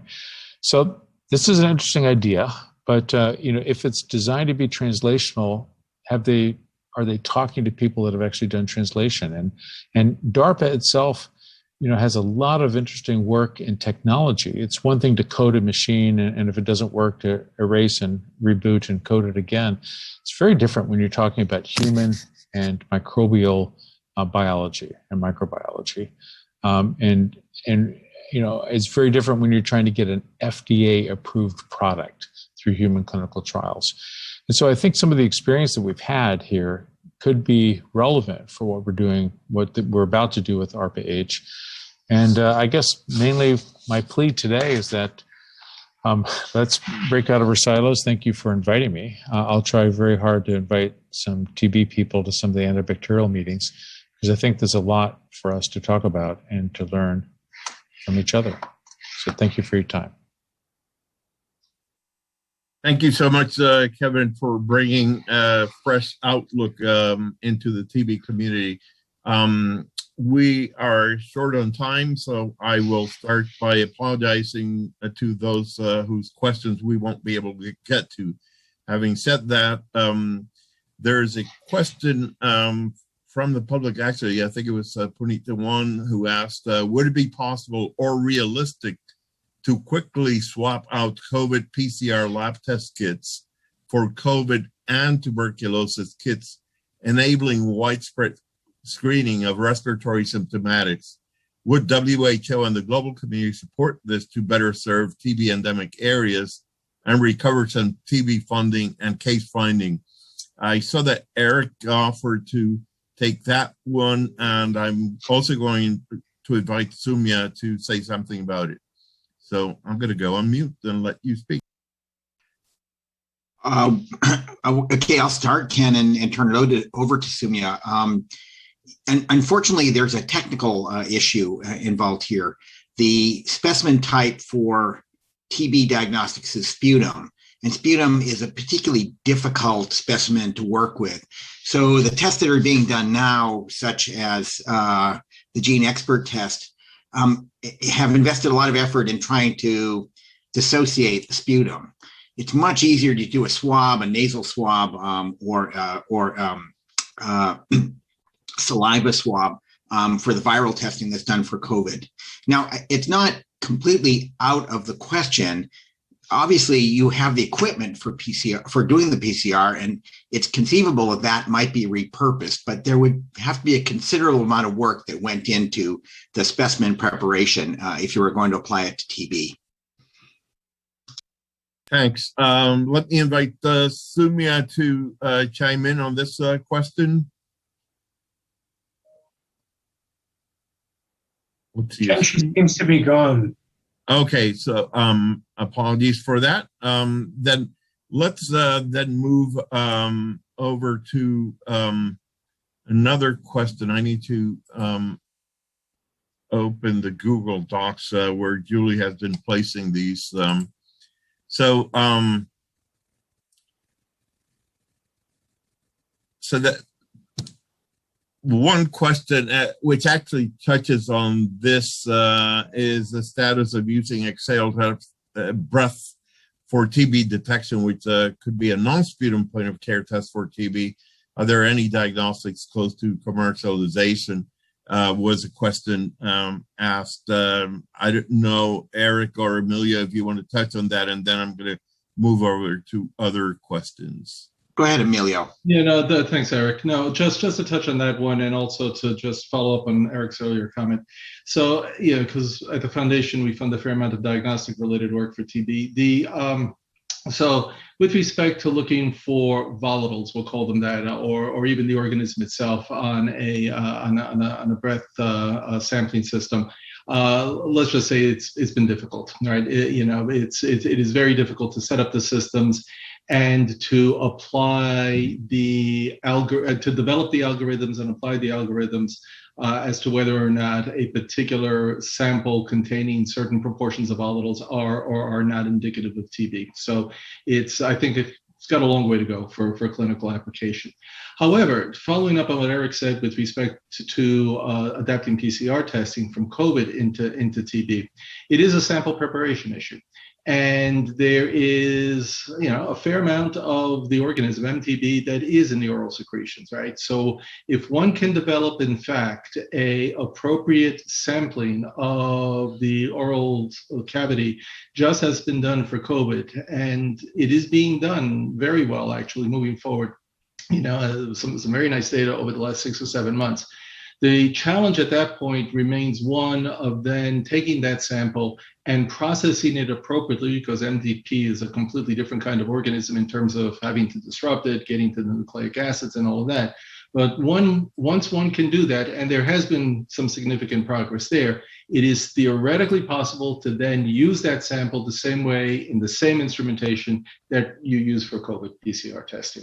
And that's what we're focused on as an attempt to move MTB diagnostic testing and PCR-based diagnostic testing with the typical high sensitivity and high specificity into a easier sample collection methodology and into as close as possible to a point of care setting as possible. I think it's doable. It's like we said for the therapeutics and vaccines, it's going to be the back end funding to do the clinical assessments that's going to be the big challenge. Thanks. let's see, a next question from Dr. William Wells. Salman, you talked very clearly about the necessary technical strategy of search, treat, prevent. But what are the institutional changes or the new implementation arrangements that need to be in place to more effectively make the search, treat, prevent happen? And I'll also invite, after Salman, maybe Kevin wants to touch on this also. Thanks, Charles, for that great question. So as you know, we've spent decades just focusing on one aspect of treat, right? Which is, treating patients who are sputum smear positive. And it's built into all the systems, it's built into the way the data is collected, et cetera. So for the last decade, we've had genetic tests to screen for TB, and even that has taken a long time to begin, right? So you're asking a question, well, what's it going to take to change the mindset of these programs to search better and to do all the other things that we talked about, especially around prevention? And it's really going to take a reconfiguration of the way these programs think and work, because TB, though being the quintessential social disease, we've been viewing it over the last 30 or 40 years as an individual disease. So a patient shows up, they get their care at the clinic, they get their DOTS therapy, and that's it. What we're now asking programs to do, and what we're asking people to wrap their minds around, is that it's a social disease. You would never send somebody, let's say, with a disease like lice. You wouldn't say, oh, here, just wash your hair, don't worry about anybody else in your household, right? Because you recognize that it's a social disease. And so you'd have to create systems where you go and you screen people in the households. It's obviously easier with a point of care test, but even now we could do it with with using X-ray and PPDs, for example, if we wanted. So programs are not geared to do that. They don't even know how much staffing they would need. When we tell people, oh, why don't you treat all your contacts, screen and treat all the close contacts of people who have TB? They don't have enough PPD. They don't have enough eGRAs. They don't have enough isoniazid, let alone isoniazid and rifampicin. When so as you go through the search, treat, and prevent algorithm, you realize that there's a lot of operations research that needs to be done in order to make it feasible. So that's one piece. The second piece is listening to Emilio and Eric talk about new tools. New tools would be great, but we know from when we had things like Gene Expert, when we've had new drugs, we couldn't even deploy the first new MDR-TB drugs in 40 years. Why would anyone make a new one if it takes 10 years to deploy it? So building this platform of search, treat, and prevent is actually critical to being able to even deploy the new tools we're making. So people who just say, well, don't worry, we'll make a new tool and we'll roll it out, we know from experience we haven't been able to do that. And then the third thing is TB isn't the biggest problem in most countries. In fact, diabetes is a big problem, and hepatitis C, 1 in 50 people have it, etc. And I recall when we went with the Zero TB Cities approach to Chennai, for example, the mayor said, that's not my biggest problem. TB is somewhere between 250 to 500 per 100,000, but diabetes is 13,000 per 100,000. And so we immediately realized that you had to actually start to think about doing this as a delivery platform that looks at more than one disease. Now, we give a lot of lip service to that. You go to the Global Fund site, they talk about health system strengthening and things like that. But this would actually be health system strengthening if you did it across different platforms. And then the fourth and final thing I want to mention is we have to be thinking outside of the national TB programs and that silo. Kevin beautifully showed the silos, but the silos go deeper than that. You want to look at other diseases, of course, that's important, but you also want to look at other ways to deliver care. So for example, and Ken, you probably know this very well from your previous roles, you go to say Jakarta, they weren't able to use their rapid genetic testing machines, not because they didn't have enough cartridges, because they didn't have a system to deliver samples from peripheral clinics to the center where this was. So you start to think, if you're in a place like Jakarta, people deliver hamburgers on a motorbike. Why could you not do this with sputum? right? So if you go to India, people say, oh, we don't have enough X-ray machines to do X-ray screening of family. And you walk outside the clinic and there's an X-ray provider across the road. And you realize, oh my God, we need to have the Uber or Airbnb of X-ray providers or of labs where their quality is assured, but that we're using the network that's out there. And so we have to think even bigger. So Charles, you're raising an important question. We have to change the way we think about TB to search, treat, and prevent. And then we have to think of the ways to actually implement search, treat, and prevent so that it's doable. Thanks. Kevin, we have basically just a few minutes, but before I turn it over to Gail for some closing remarks, and by the way, if anyone wants to stay beyond the allotted time, I've been told by members of the National Academies that we can do that. I'm certainly going to stay on to try to address others. But Kevin, following from Jim's comments, how do we reconcile the competing needs for relentless vertical programs and well-articulated disease-specific objectives with broad integrated health systems? Are there parallels that you could draw from the antimicrobial resistance field? I for one, let me also disclose my own bias. I mean, everyone badmouths silos. Silos are the cylinders of excellence. What we need to do is build augers between the silos to connect them rather than bash them. But I turn it back to you. Yeah, I mean, the silos are following scientific expertise and how it's been developed, without a doubt. Just think about how much we've spent on COVID therapy, diagnostics and prevention. And let's call it a success that we have a vaccine. We have multiple vaccines in such a short period of time that are getting into some people in the world, despite all the fact that we're not quite there yet on so many things. How much have we spent in a very short period of time? If you took that same amount of money and you spread it out over 20 years, you took the however many billion and you divide it by 20, it would be an abject failure, right? Same amount of money spent, but spread it over time. It's kind of what we've been doing with a lot of these other disease areas. We're not doing the COVID sort of moonshot, treating it as an urgent thing. We're not looking at the social value for eradication. And so I think that's something that would be an auger that crosses across the silos. We all should be making the case for what the value is for elimination, whether it be tuberculosis or anything else. And with those sort of numbers, we could call for a dramatic increase that was limited in time, because once we have elimination, you can move on to the next problem. Thanks. Appreciate that. Let me turn it over to Gail, our co-chair, for some closing remarks. And as I said, we understand from members of the National Academies that we can stay online longer. But Gail, the floor is yours. My closing remark is simple, and that is I plead with all of you who have participated today to help us develop the vision that Jim says is required. And I think, Kevin, you've hit the nail on the head. And that is what we have to do is to determine the social value of eradication of TB. And we really haven't done that well. We've not made the economic argument to the extent that I think the ministers of finance have been convinced. What about productivity lost in terms of those that are infected with TB versus those that are not, et cetera, et cetera?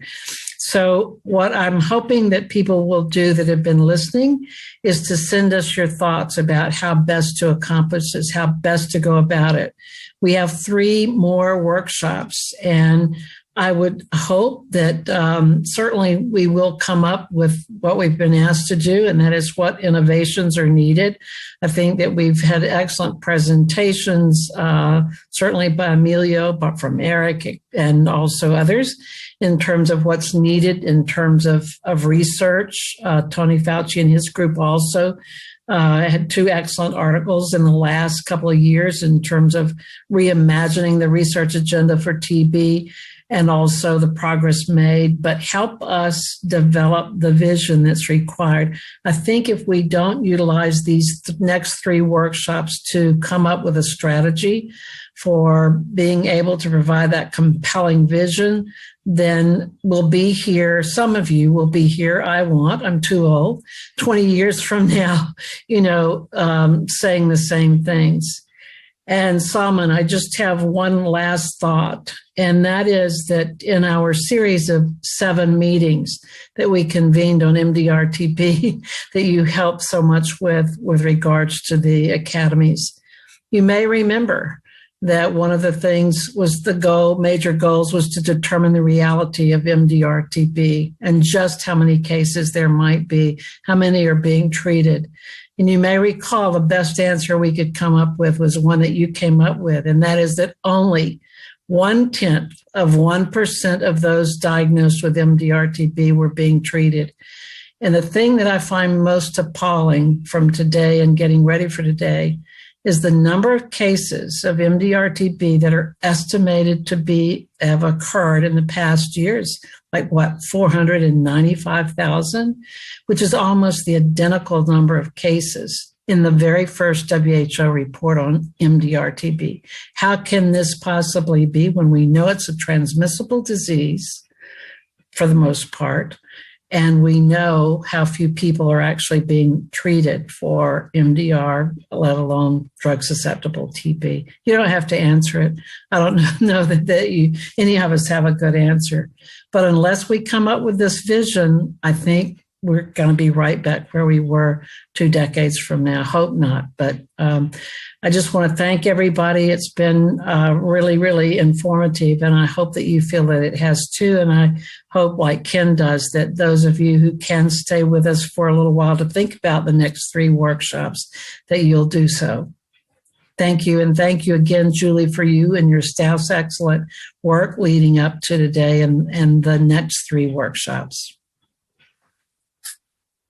Thank you so much. I also want to echo the words of gratitude and invite Julie, who's been leading the group within the National Academies, to remind us of the dates. And what we plan to do is do deeper dives on each one of the topics that were covered here during those 3 sessions. But Julie, you're welcome to come online and guide us through this. I do know that we have some other questions, so go ahead. Yeah, sure. Just a brief reminder that if you registered for this event on Eventbrite, we will be sending out a reminder email that our next 3 sessions are September 14th, 15th, and 16th.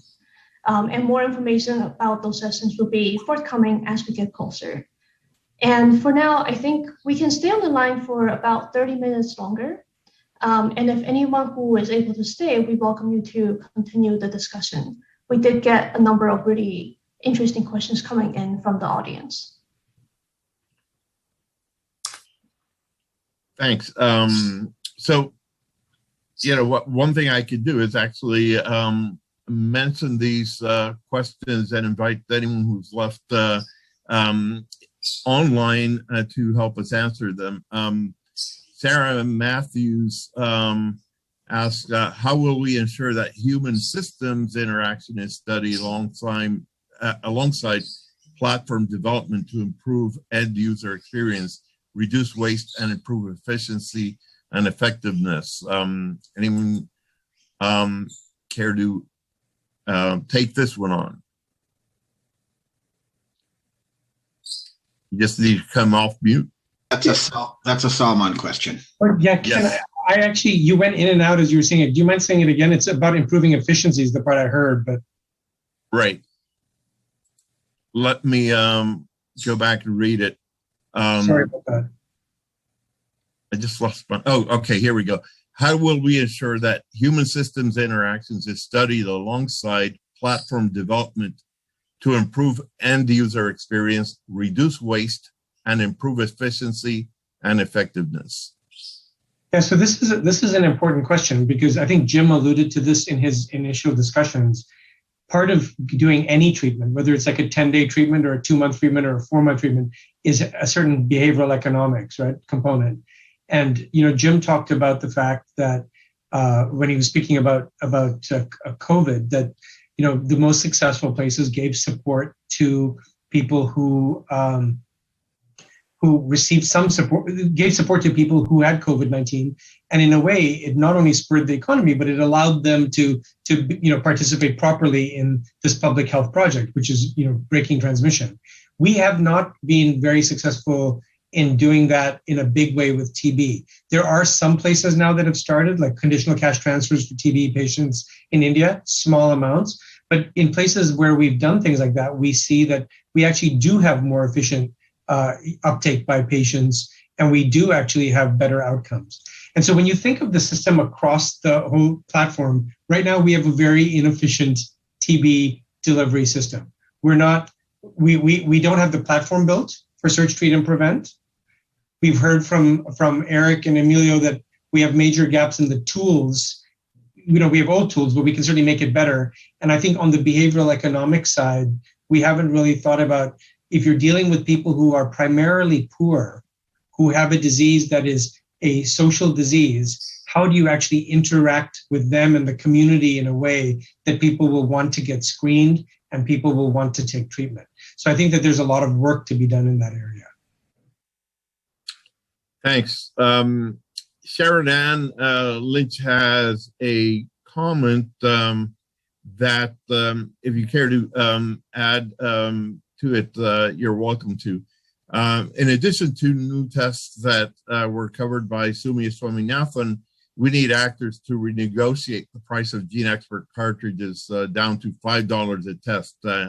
Parenthesis, now that the buy-down agreement has expired. She states $5 is a fair price justified by the cost of goods and volumes, and provided a source for that. Any thoughts by anyone here? And I apologize because I've had to minimize my screen in order to read the questions. So just go off mute and feel free. Well, Sharon Ann is right, and obviously she's one of the world experts on this. The buy down was meant to spur the market, and instead, and then of course you'd get volumes, and with the volumes you'd have the prices drop. That didn't really happen with GeneXpert, and in fact, some countries are paying a lot for it. Some programs are paying a lot for it, and so you don't have widespread uptake. And as a result, people rely on smear microscopy, which, as everyone on this call knows, has a 50% sensitivity. So, when you're thinking of what do we need to do to screen in communities, to do widespread screening in communities where it's not a small epidemic, where the cat's out of the bag and you want to screen people, you actually need to be able to have a test that, she's setting the price at $5, and I wish that there was a price of $1 where it would be very economical to screen hundreds of thousands of people. What we've turned to, in lieu of a point of care test that is lower priced, is to going back to what we used to do at the beginning of the 20th century, which is X-ray screening using artificial intelligence, which ends up costing less than $1 per person screened, and then using a GeneXpert or TrueNat or any other of these genetic tests as a confirmatory test. So that's another way to do it, where you have to go through 2 tests. Obviously, that's not as efficient, and that is not, that's not something, it's a little bit harder for the people involved. And maybe I can follow up on that actually with another question, and it's really for Emilio and Kevin, which is at the front end of development, how much is price a driving factor, or is it something that you just wait for until you can get something into the market and then worry about price? No, Eric, I can address that. No, you need to take price into consideration up front. But price is, as we all know, is dependent on a number of variables, right? That and volume and competition, quite honestly, are two of the biggest variables that are associated with it. So, just using the example of the buy down as an example, buy downs sometimes work and sometimes don't. Okay, and when one does a buy down to lower the, I'll call it the activation energy of a private organization to get involved and make the capital investments that are needed to either develop a new product, whatever it is, diagnostic or otherwise, and then make it available. If that in the end is the only organization that is there, that even as it increases volume, in the absence of competition, they pretty much control the price, right? And so it's important, going back to sort of the overall theme of systems. When one thinks about the development of a novel intervention, one also has to think about not just the inherent cost of goods. Cost of goods and price are two different things, right? The price ultimately is a function of the competitive nature of the market, the size of the market, the negotiations that go on in terms of numbers. I will give you a very good example where it did work. In the other field I work in, which is HIV and HIV self-testing, we did a buy down to introduce HIV self-testing to our populations of focus in various African countries. But at the same time, we made sure that we built the system to bring competition into the field. So that buy down helped initially. That buy down helped to provide data to show the impact and the importance of HIV self-testing, which was actually quite good. But on top of that, once that was done, there was about a half a dozen different producers in the market, and that forced the price down and has kept it down. So that's something. So one needs to think about it in that consideration. TB drugs are going to be a problem there. I'll be right on. So when we're talking about 3 to 4 drugs, I mean, you can imagine the cost that would be associated with a combination regimen of 3 or 4 drugs. There is no way that any of the drugs that anybody's working on today is going to achieve the low cost of HRZE, right? Which is the classic combination. But then it becomes a social cost issue, right? Going back to what Kevin was saying before. At some point, there has to be a balance between what the price that the market will bear and the price that society needs to bear in order to improve the treatment outcomes, right? And then subsequent transmission. And all of that needs to be thought about prospectively. It's absolutely, and as a field of philanthropists, I'll call it that, having spent a number of years now at the foundation, this is something that we have learned, fortunately the hard way, that we are going to have to think about as we engage in these programs and the development of new interventions. How are you going to use them? Who's going to pay for them? What makes sense from both a societal and a market perspective? Thanks. I would invite Kevin to add to this because he spoke about the social value of these, and maybe he would want to expand. I mean, right now we're faced with a situation where the COVID immunizations are being administered at no cost to the individuals, and why not have? I wouldn't necessarily go for free, but certainly remove financial barriers. The other thing I just briefly wanted to add is in the United States, we face a paradox where, we have 9,000 TB cases per year, and yet in recent years, we've faced shortages of isoniazid and tuberculosis skin tests because there's no perceived profit. And sometimes it has to do with the API elsewhere. But, when you're down to that, you do need to rely on the social value, or else we end up in these scenarios. But Kevin, back to you, please. Thank you. Emilio just talked about the difference between cost of goods and price, of the product, which is an important distinction. But, the social value discussions are really driving a difference between the revenues from the product and the market, and how the company gets reimbursed for its activities, including its R&D activities. And in the antibacterial world, we call that delinkage. It's a broader term. The subscription model in the PASTEUR Act tries to delink the reward of the company from the volume sold, the number of units, but also the price per unit. So to all these examples, it would be fine excellent if these great therapies and diagnostic tests could be made available for free or nearly free to the public, to the people who need them, so long as there's some mechanism to appropriately reward the company. And that delinkage mechanism is not a market mechanism. It's recognizing that the market doesn't function to deliver social value when you're doing it through individual transactions on individual patients. So it's the difference between patient level and population level reimbursement. The other thing from Carbex's side, we started preclinical, really hit the lead fairly early. We have some thought about what the ultimate cost of goods might be in a product, but a lot of that work that could be done to optimize the cost of goods will happen subsequent, later in the development process. So we don't put heavy weight on it early on. Although as projects get closer to human clinical trials, we have special funding from the United Kingdom government to focus on adapting that cost of goods structure to make it lower so that it's more available, and to do adaptive research so that things like stability and shelf life and the ability of the drugs to persist in global conditions is heightened. But then Emilio's question was, well, how do you make that happen if there's not competition? And for these patent protected drugs, there's deliberately going to be a period of exclusivity. And the way that we've approached that is that all of the companies that come to Carbex, all 92 of them have signed the same agreement in which they guarantee contractually stewardship and access principles for these drugs globally. These are concepts that came from all of our funders, including the Gates Foundation, but largely Wellcome Trust as an earlier investor in Carbex, an earlier supporter. And these are really quite robust conditions early on in the research.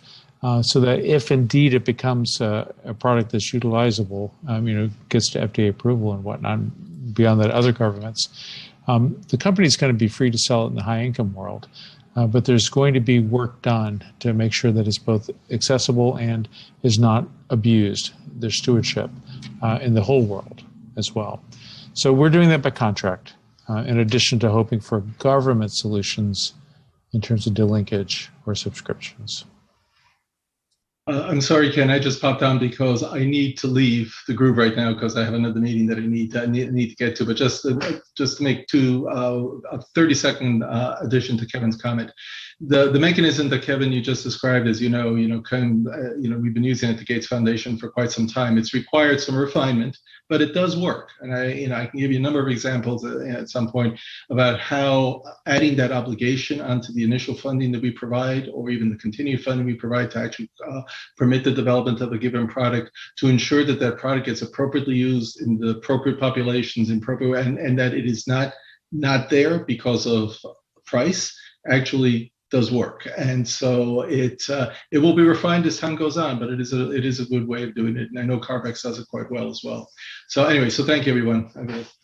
I will drop off. Thank you. Thank you, Emilio. Appreciate it. Let me just invite Eric, if you have any other comments that you would care to add at this moment in time. Also Simon and Kevin, and then we're going to wrap up. So there are two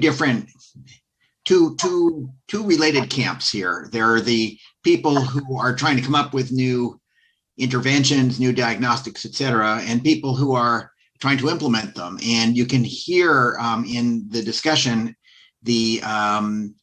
how it's not a fluid process all along. And I think that one of the things that I know that Carbex does, and that the Gates Foundation has been trying to do, is try to envision how you would use things at the beginning of the process to do the really careful translational medicine part of it. I think it is important to remember, though, that two things. First off, we have a lot of interventions that work. And Salman was telling us about how we can right now today try to eliminate TB with the tools that are available. On the other hand, breakthroughs come from new technologies, and that having a 1 week treatment for TB, not that we know that that's biologically plausible, but if it were, would completely transform everything that we did, and it would change the implementation. So I think we really need to be pushing in both aspects. We can do a better job with what we have, but we can also produce better tools to implement down the line. And I think it is important to continue to have the conversations about how we're going to use the things that we're making.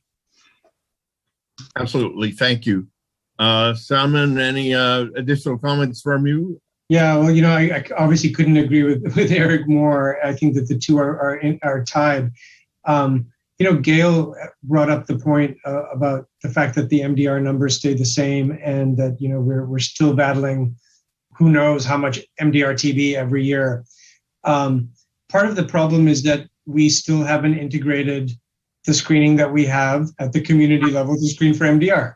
And we all know that if you actually, did an X-ray of a community, and everyone who had an X-ray abnormality over a certain point, you did a genetic test on, you could identify MDR right there, right then, not in the time span we want, not fully point of care, but you could literally find tons of people, treat their contacts, and both drug-sensitive and drug-resistant TB rates would drop. Places like Vladimir in the Russian Federation have implemented using bedaquiline prophylaxis for people with XDR-TB. And guess how many cases of XDR-TB they have in the contacts? Zero. Like zero in a country that has tons of XDR and MDR. So we know it's possible. And I guess, as we're looking at this, we have to, Gail mentioned the BRICS banks. And I think, turning to BRICS and other countries and their scientific establishments, which I know, Gail, you tried to do with the National Academies 10 years ago, bringing people into the fold. But I think that really trying to take the research that Eric and Emilio talked about, getting other countries to be involved in it, and doing rapid implementation studies, as we've done with COVID. We've learned with COVID that you could actually do a drug trial and have a result in 5 months or 6 months. And yet, we've been talking, I've been at many forums with Eric and others, we've been talking about immunomodulators being used for TB prevention and TB treatment, and there's no widespread trials. I mean, Ken, we've been talking about this for 20 years. So we know that it can be done, and it takes political will. So I think, one of the things that I'd like to see come out of these National Academies meetings is to say, this is a biosecurity emergency on a number of levels. We don't have the community delivery capacity for diagnosis and screening and treatment for any disease. COVID has shown us we actually don't have it for almost any disease that happens at the community level. We certainly don't have it for diabetes, but let's even think of infectious diseases, right? So we need to build that. So that's an emergency. Then the second piece is, for these diseases that are spreading in the air, we actually need to have rapid clinical trials and rapid movement towards things. That needs to be built. So I see this as an opportunity for us. Right now, we're in a situation with TB where the main funding agency for TB, the Global Fund, does not fund comprehensive programs. It doesn't even ask people to do it. And yet it's being paid for by US taxpayers and taxpayers in England and other places. We can change that, right? The people on this call and the congressmen and other people can change that with a stroke of a pen. So what Eric and Emilio were talking about are longer term. You need to do research. You need to plan, you have to have breakthroughs, and we definitely need that. But we're not even changing the stuff we can change with the stroke of a pen. And though, Salman, until we include the cost, the burden of MDR, XDR, that's where the big costs really reside. And we've just got to have better data than we have. And so it's a catch-22 in order to, I believe, make that argument as strong as we can. But sorry to interrupt, just on that point. One of our colleagues at the Ahmedabad School of Management has looked at exactly the point you raised. How can you have the same rate of TB every year when it's airborne and you're not treating everyone? And yes. He calculated the cost of treatment in India, and he asked the question the other way than we always ask it. He said, what does it cost if I don't treat somebody? Exactly. I don't treat somebody with preventive therapy, or I don't find them and treat them when they've active disease. And he calculated that even if each person infects 1.5 people, and that happens for 5 years, For every patient that you miss, it costs the Indian economy $6,000. When I saw this number, I thought, oh, this must be an error. And we showed it to our colleagues at Johns Hopkins. We showed it to David Dowdy, and he's like, no, this is not an error. This is the number. And hopefully this will be published soon. But for every person you miss, it's costing thousands of dollars. So well, I'm not now, but I mean, I think if over these next weeks we can think of creative ways to create this vision that we know we need to have, we should think about the possibility of internships, maybe at the bank or wherever, to get some of the economic data that we, just like you're talking about, that we can actually use to put together this compelling argument, which has been, I think, a huge missing piece. Sorry, Ken. No, by all means, Gail, no, since we're in. I see Monique's hand is up. Floor is yours, Monique. You're on mute. Can you hear me? Okay. Yes. Fabulous. I just want to build on this fascinating conversation, Salman, follow up with something you just said and said earlier. I love this concept of what is the cost of inaction, right? We used to use that. We used it in the National Academies workshop talking about coronavirus and why didn't we follow through on responding to SARS and responding to MERS and making our coronavirus vaccine for the first time when Mother Nature gave us 17 years of lead time. So in that vein, and what you just said about what is the cost of inaction for TB, and marrying that to the feedback you got about diabetes, when you go to the field and they said, no, it's not TB that's my number one concern, it's diabetes. Have we seen any of these combination impacts, right? Where do you see where if you deal with diabetes and TB simultaneously, the cost effectiveness, 1 + 1 = 3. Have you seen any sort of those types of analyses? Monique, there's two groups that I'm involved with. It's probably happening all around the world, but I'll speak to the two that I'm involved with. One is REACH in India and Advanced Access and Delivery in Durban, South Africa. They're both screening as they do their TB screening, they're taking handheld hemoglobin A1C monitors with them and screening for diabetes. And as you can imagine, they're finding in both cases a very large proportion of diabetics amongst the TB patients. They're also finding a very high proportion of people with high blood pressure.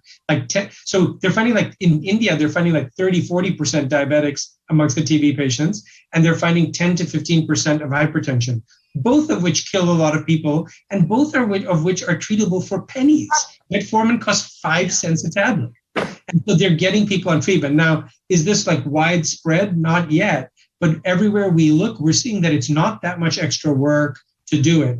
And there's going to be a limit, right? You can only put so many valencies on a health worker. But if you look at the biggest killers of people, diabetes, blood pressure, et cetera, if you look at the AI for TB, if somebody walks into a van to get an X-ray, you could immediately have them look into something that could look at their eye blood vessels. That will tell you if you have advanced hypertension, tell you if you have cholesterol deposits, and tell you if you have retinopathy, right there and then. And it'll take 30 more seconds. So we haven't done that yet, but these things are eminently doable if we want to do them. The problem is there's a lot of talk. You go to the Global Fund website, they all talk about health system strengthening. TB services have separate drug supply chains. They have separate research chains. They have separate delivery systems. They're not linked to anything else that's going on with the government. They even have separate X-ray machines. So you can't even, when you start to look at this and say, we control the mechanisms that are leading to the bad part of silos. We could fix that with a stroke of a pen, but we don't. That's inspiring. There seems to be a lot of potential. Yeah, well said. Well said. Thank you. Kevin, any final remarks you'd care to make before we wrap up? Just to go off in a slightly different direction from, not to repeat myself from earlier, but to do something a little different. We should also think about broad spectrum defenses against infectious diseases. And an example which goes to what you just said, Salman, is a broad spectrum defense is an effective public health system, an effective surveillance system, the ability to respond to infectious diseases no matter what they are, right? The preparedness value of that is immense. And it crosses all silos because it's not a preparedness system to surveil for any of our particular diseases. It should be something that surveils for all infectious diseases. And as your example said, even chronic diseases that aren't infectious. So, the arguments we're trying to make are applicable for this health strengthening. And we can also think of them as broad spectrum defenses to unknown or unknowable microbial threat. Thank It's you. been a fascinating conversation. Excellent idea. I appreciate it. Gail, you want to wrap up in 2 minutes? It's 1:28, and we said to people we won't keep them beyond 1:30. My words of thank you to every single panelist, every single presenter for really outstanding and stimulating presentations, and we look forward to the next sequence of events, September 14th, 15th, and 16th. Gail, back to you. I may get my hands slapped for saying this or even fired as a co-chair. But I was informed that there were 1,300 people that registered for this webinar. Can you imagine when we've seen that many people? Now, mind you, maybe if we only had half, but still that's a huge number. And if we can get them, Ken and Julie, somehow to help us think through the next 3 workshops and also coming up with this vision, I can get really excited about the potential impact that this series may actually have. Thank you. With that, Julie, want to wrap us up and send us off? Yeah, I have nothing else to offer besides reiterate all the thanks for everyone, the engagement that we've seen, and really looking forward to bringing this to the next step. If there's any questions, thoughts, comments, feedback, please do email us. We will incorporate them into our planning meetings. And with that, I think this is a wrap. This is a wrap. Thank you, everybody. Take care.